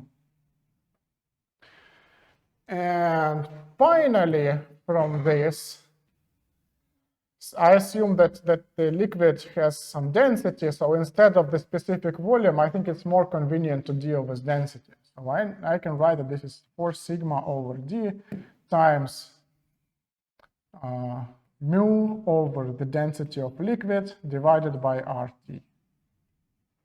So that would be the final answer to this problem. And I want to give you a simple explanation for this result, because again, I have derived this from the equality of chemical potentials, and it's not very, well, I think it's quite algebraic and it's quite thermodynamic, but it doesn't allow you to see the physics behind this change of the pressure. So to see the difference in physics, let's consider the initial situation in which we have here a capillary, and we have also the gas here, and also we have level rise here. So actually, if we put this in the gravitation force, then, as you know, the pressure of the gas would somewhat decrease as you go further up. So there is a pressure difference, and the pressure of the gas as a function of level would be the initial pressure minus density of gas times G times H, where G is the gravitation constant. For the liquid, it would follow the following law. It would follow the law that it is P0 also minus rho liquid times GH. And for this level rise, for calculation of the level rise, it's typically assumed that I want the pressure of, I want for the pressure difference imposed by this level rise to be equal to 4 sigma over D. So I assume that actually that P liquid is approximately equal to the pressure minus 4 sigma over D. So that means that my level rise is rho liquid times G times H gives you 4 sigma over D. And now I can return to this one and see the difference in pressure of gas. The pressure of gas would be equal to P0 times minus 4 sigma over D times rho of the gas divided by rho of the liquid. And if you look at this here, in this equation, that is approximate, this is exactly the same. So in here I have volume of the gas, and volume of the gas, specific volume of the gas is the reciprocal density. So in here I have density of the gas in the numerator. The density of the liquid goes into denominator. So here I have volume, or a specific volume in the numerator. It translates into this. So this is exactly it. So when I bring this system into the gravitation force, then my steady state here, so accounting this level rise, would immediately produce also or conserve the equilibrium between two phases in the capillary. So when my capillary rises, it preserves this balance. But of course, this formula is somewhat invalid when I consider the surfaces with a very small curvature. But that would be like another topic to discuss. I think that this problem is solved by this point. So I think some another day we can discuss what happens when this curvature is very small. Okay. But what this equation implies that when you have a curved surface of the liquid, then the saturated vapor pressure actually changes. So over the curved surface, you would have decreased pressure. But if you curve the surface in this way, then instead, the gas would need to be of higher pressure than this P0. The first one is 2.2 and 10.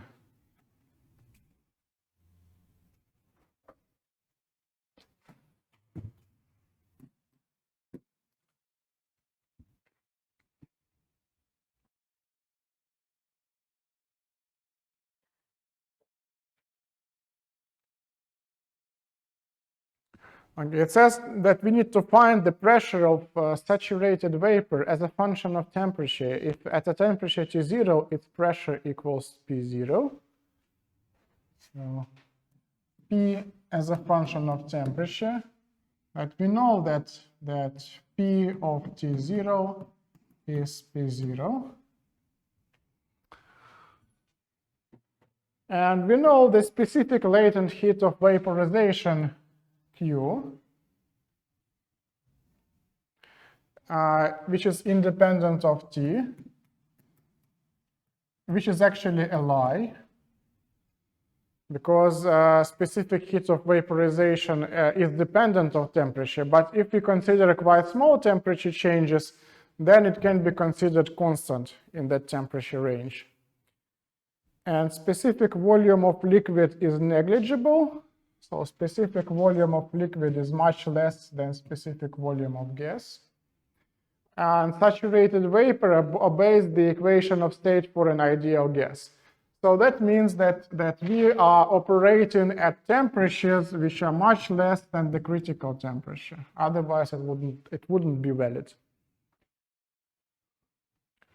Okay, so now we need to calculate this function, and the only way to calculate this function is to use Clapeyron-Clausius formula, which states that the dP over dt is equal to the change in the specific entropy of gas minus liquid over the change in the specific volumes of gas and liquid phases. Or it can be brought in terms of latent heat of vaporization as this, and again Vg minus Vl. So the difference in specific volumes of gas and liquid. Now it says directly that we can neglect the specific volume of the liquid. So it says that I can write just that this is T times V gas. And finally,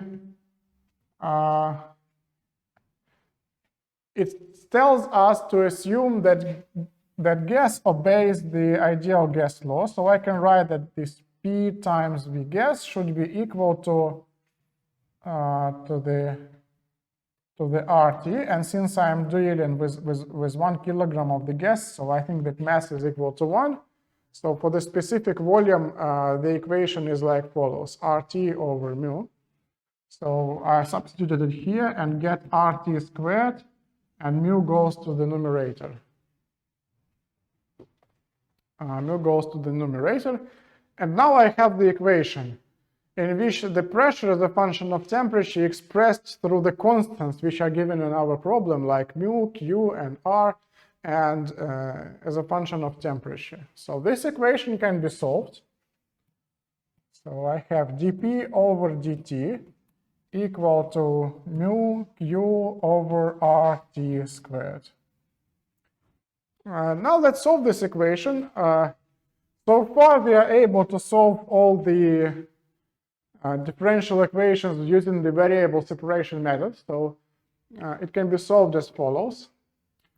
dp is mu q over r times dt over t squared. In this form, I have separated pressure and temperature. On the left-hand side, I have only pressure. On the right-hand side, I have only the temperature variable.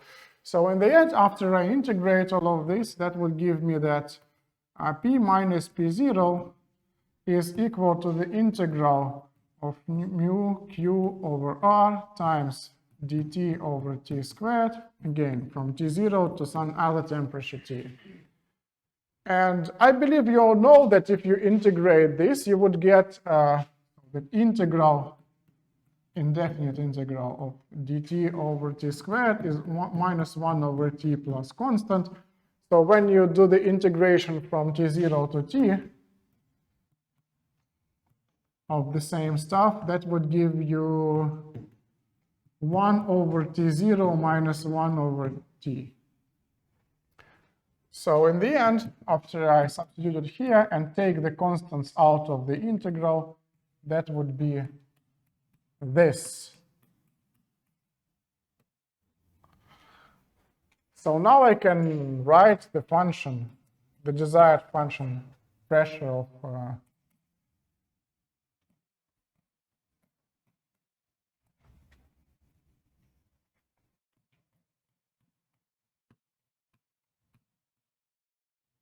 so that ends the solution at this point. So it says that here, okay, this is the pressure difference.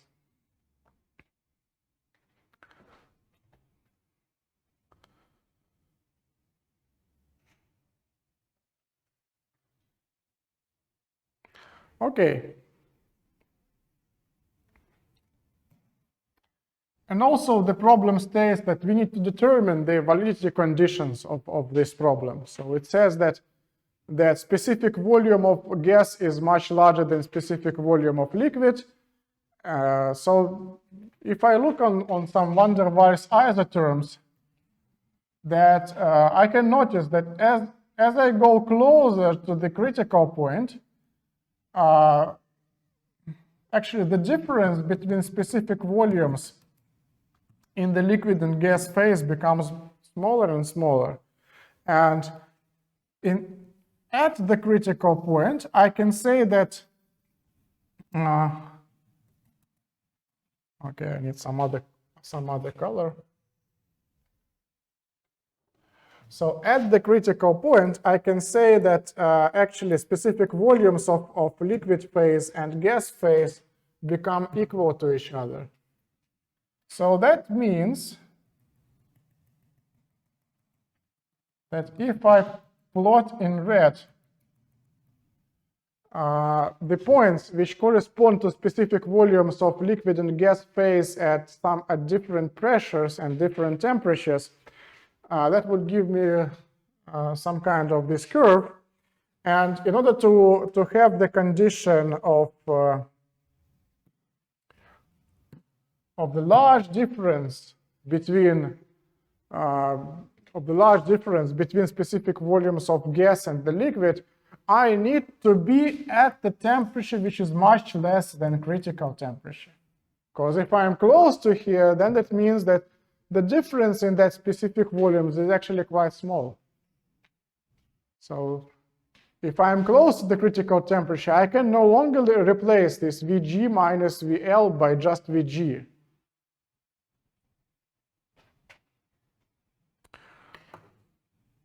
Okay, any questions about this one? No questions? Good. Okay, the next one is 2.2 and 11.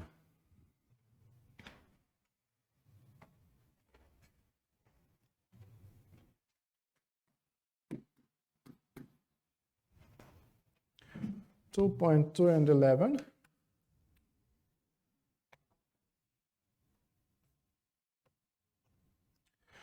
A water vapor filling the space under the piston of a cylinder is compressed or expanded so that it remains saturated all the time, just being on the verge of condensation. Find the molar heat capacity C of the vapor in this process as a function of temperature T,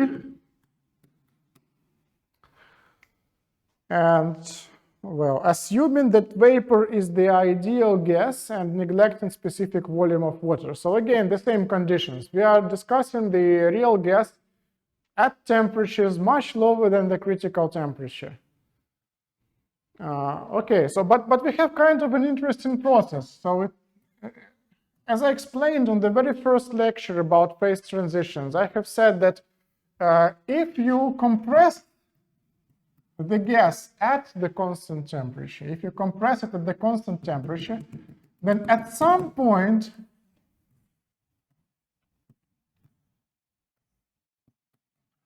when the pressure of the gas becomes reaches the saturated vapor pressure, it gives rise to the condensation if you try to pull or to push this piston further. Instead of the pressure decrease, you would have, instead of a pressure increase, you would have the condensation happening. But in this process, it so happens that as you push this piston and increase the pressure of the gas, once you reach the saturated vapor pressure, then you start to change the temperature in such a way that you always keep the pressure of the gas to be equal to the saturated vapor pressure. So I have the process in which pressure as a function of temperature is exactly equal to the dependence of the saturated vapor pressure as a function of temperature. So this is the kind of the process we are dealing with. And it can be considered the equation of the process. P of T is equal to the saturated pressure. And also it says that we can use the equation of state for the ideal gas. So I can write that PV equals RT for 1 mole of the gas. And I need to calculate molar heat capacity in this process. So by definition, the molar heat capacity is the ratio of delta Q supplied to the gas to the produced temperature increase, dt, temperature increment. Then, as usual, I express this using the first law of thermodynamics. So that would give me, well, let's try to do this in this way. So let's write that this is T, actually ds over dt. So it's an equivalent description. And for the ideal gas, we know that this function, if I take it as a function of volume and temperature, this function would be Cv logarithm T plus R logarithm V.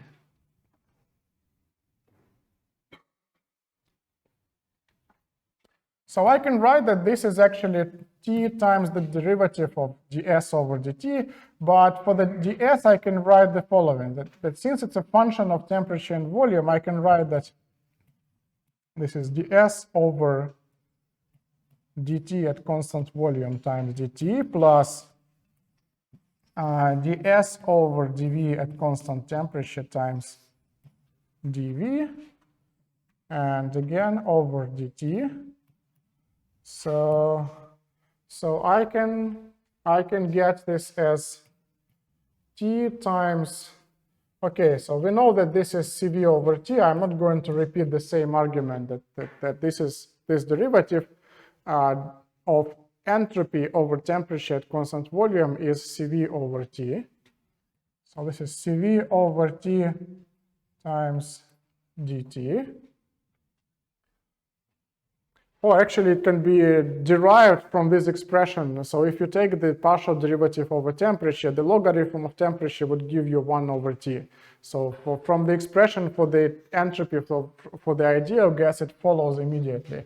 And ds over dV at the constant temperature would give you R over V plus R over V times dV and divided by dt. Okay. Since this process, which we consider, since it happens only, okay, in this process we have the temperature change and the volume change, so we can't abandon the second term here. So I need to write here CV plus RT over V multiplied by dV over dt. And we know that okay, that volume is actually RT over the pressure. So I continue on the next blackboard that C is equal to CV plus RT over V times dV over dt. So it says that this is CV plus RT over V gives you pressure multiplied by d RT over P over dt. And in this expression, neither temperature nor pressure are constants. So I need to take into account that pressure itself is a function of temperature. So when I calculate the derivative with respect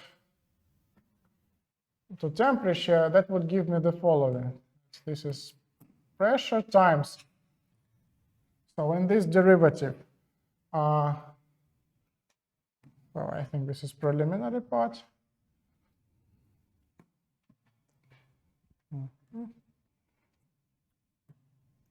So in here, I have, first of all, when I differentiate of the temperature, so I assume that this is constant and then take this derivative, that would give me R over P plus RT over minus P squared times dP over dt. Well, so much of the stuff, but the important consequence of this equation that it is that I was able to express my heat capacity through the derivative of dP over dt. And that derivative is exactly given by the Clausius-Clapeyron equation. So according to which dP over dt is equal to, well, once again, Q over the temperature times the difference between specific volumes. But for the specific volume, we know that we need only to account for specific volume of the gas. And we also know that, okay, in the end we have mu G or mu Q over RT. This is not G, this is Q. Q is specific latent heat of vaporization, mu is the molar mass, and so we have used the equation of state for the ideal gas to determine the specific volume of gas. So now we get back to this one and obtain the following, that CV plus R is actually Cp, and minus RT, okay, I see that RT would be eliminated in this, because I have mu times Q over RT, so that means this is mu times Q over P squared. And we need to determine this C as a function of temperature, yes, so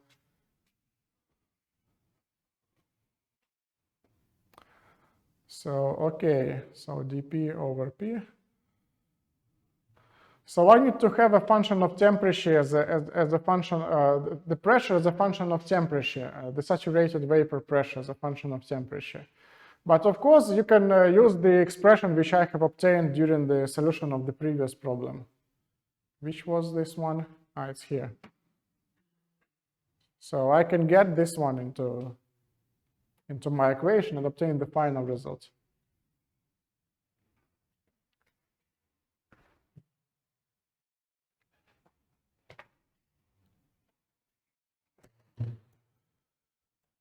Okay, so I think all of that solves the problem. I'm not going to write this because this is the combination of this expression and the expression which was the solution of the previous problem. Okay, the next one is the final problem for today. It's 2.192.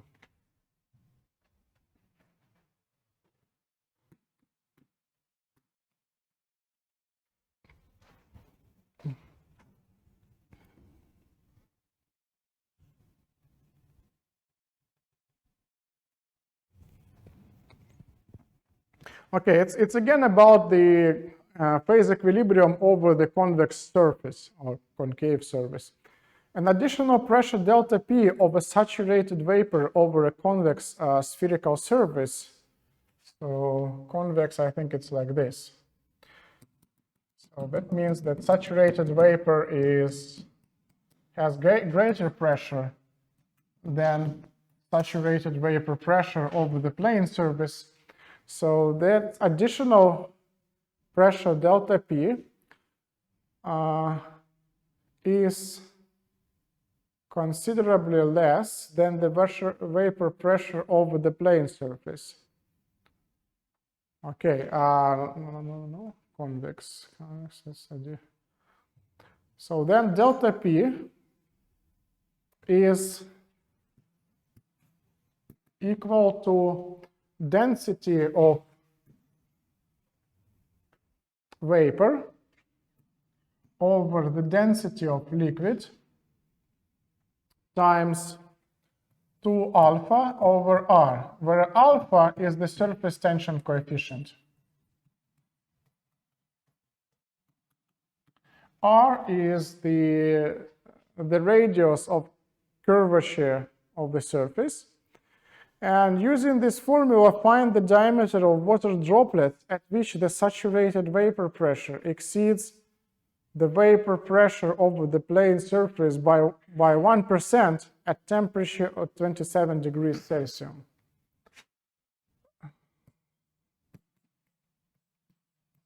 So it asks us to find the radius at which delta P over P0 is equal to 1%. Temperature is temperature 27 degrees Celsius. 27 degrees Celsius. And the vapor is assumed to be an ideal gas. So if I want to determine the density of vapor, I can do this using the following equation. So density is mass over the volume. So this is mass over RT m over mu divided by pressure. So that would give me mu times pressure over RT.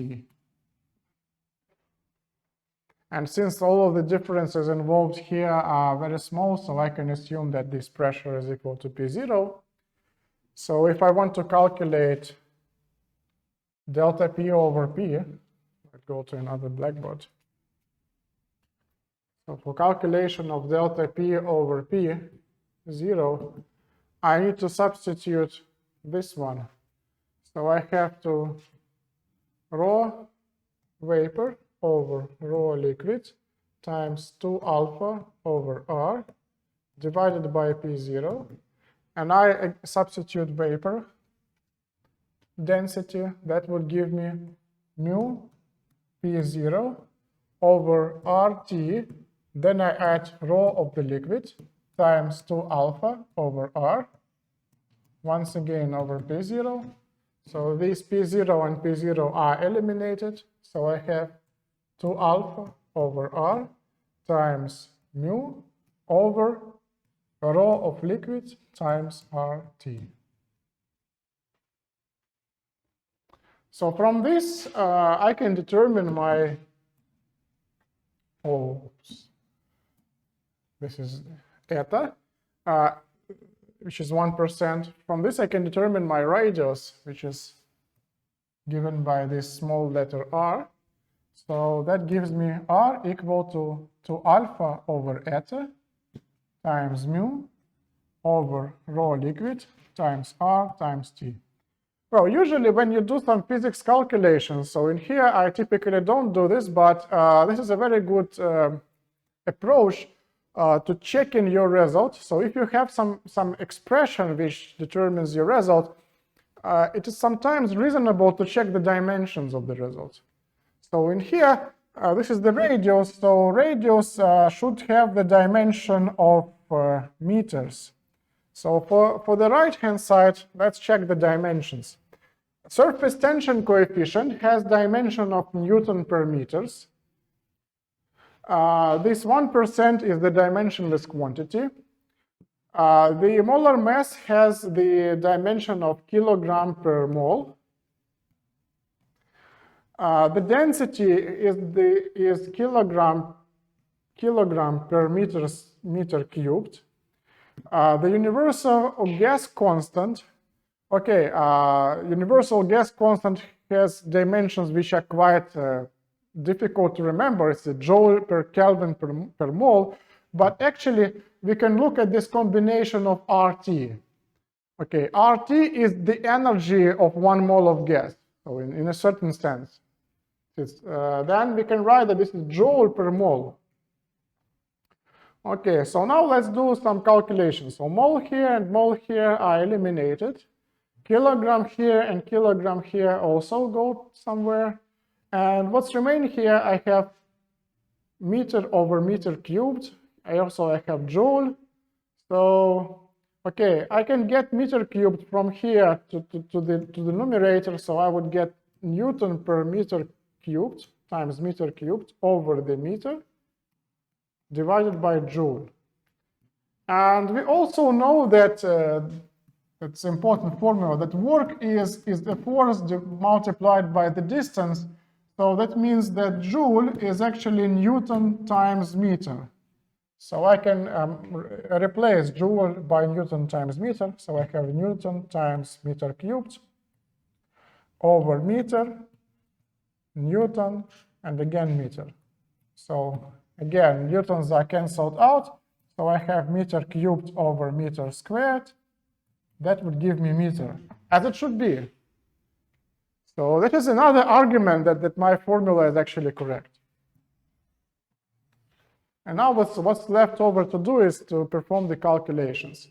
Please remember about this quite simple way to establish or somehow to increase your confidence in your answer. So if you get this answer and then you calculate dimensions and get another dimension, that's actually another reason to look through your solution and probably to look through your dimensions calculation, because you can also do a mistake in the dimensions.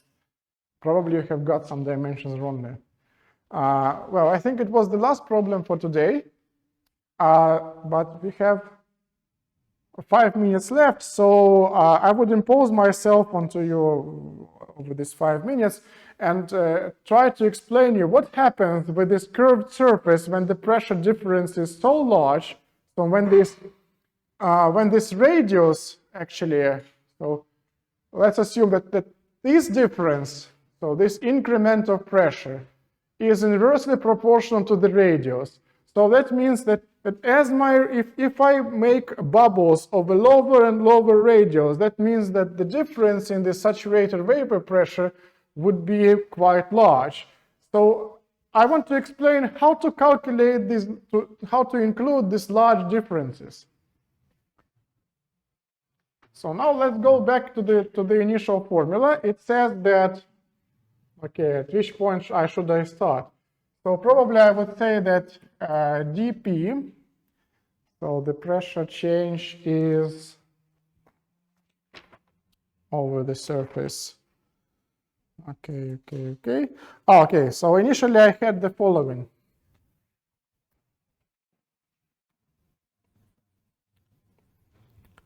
That I had an equation like mu gas of pressure of gas, temperature 0 is mu liquid, pressure of liquid times T0.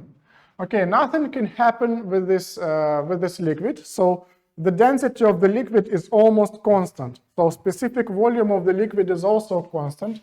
So in here, delta mu liquid is equal to the, let's say, specific volume of the liquid divided by the number of molecules per 1 kilogram and times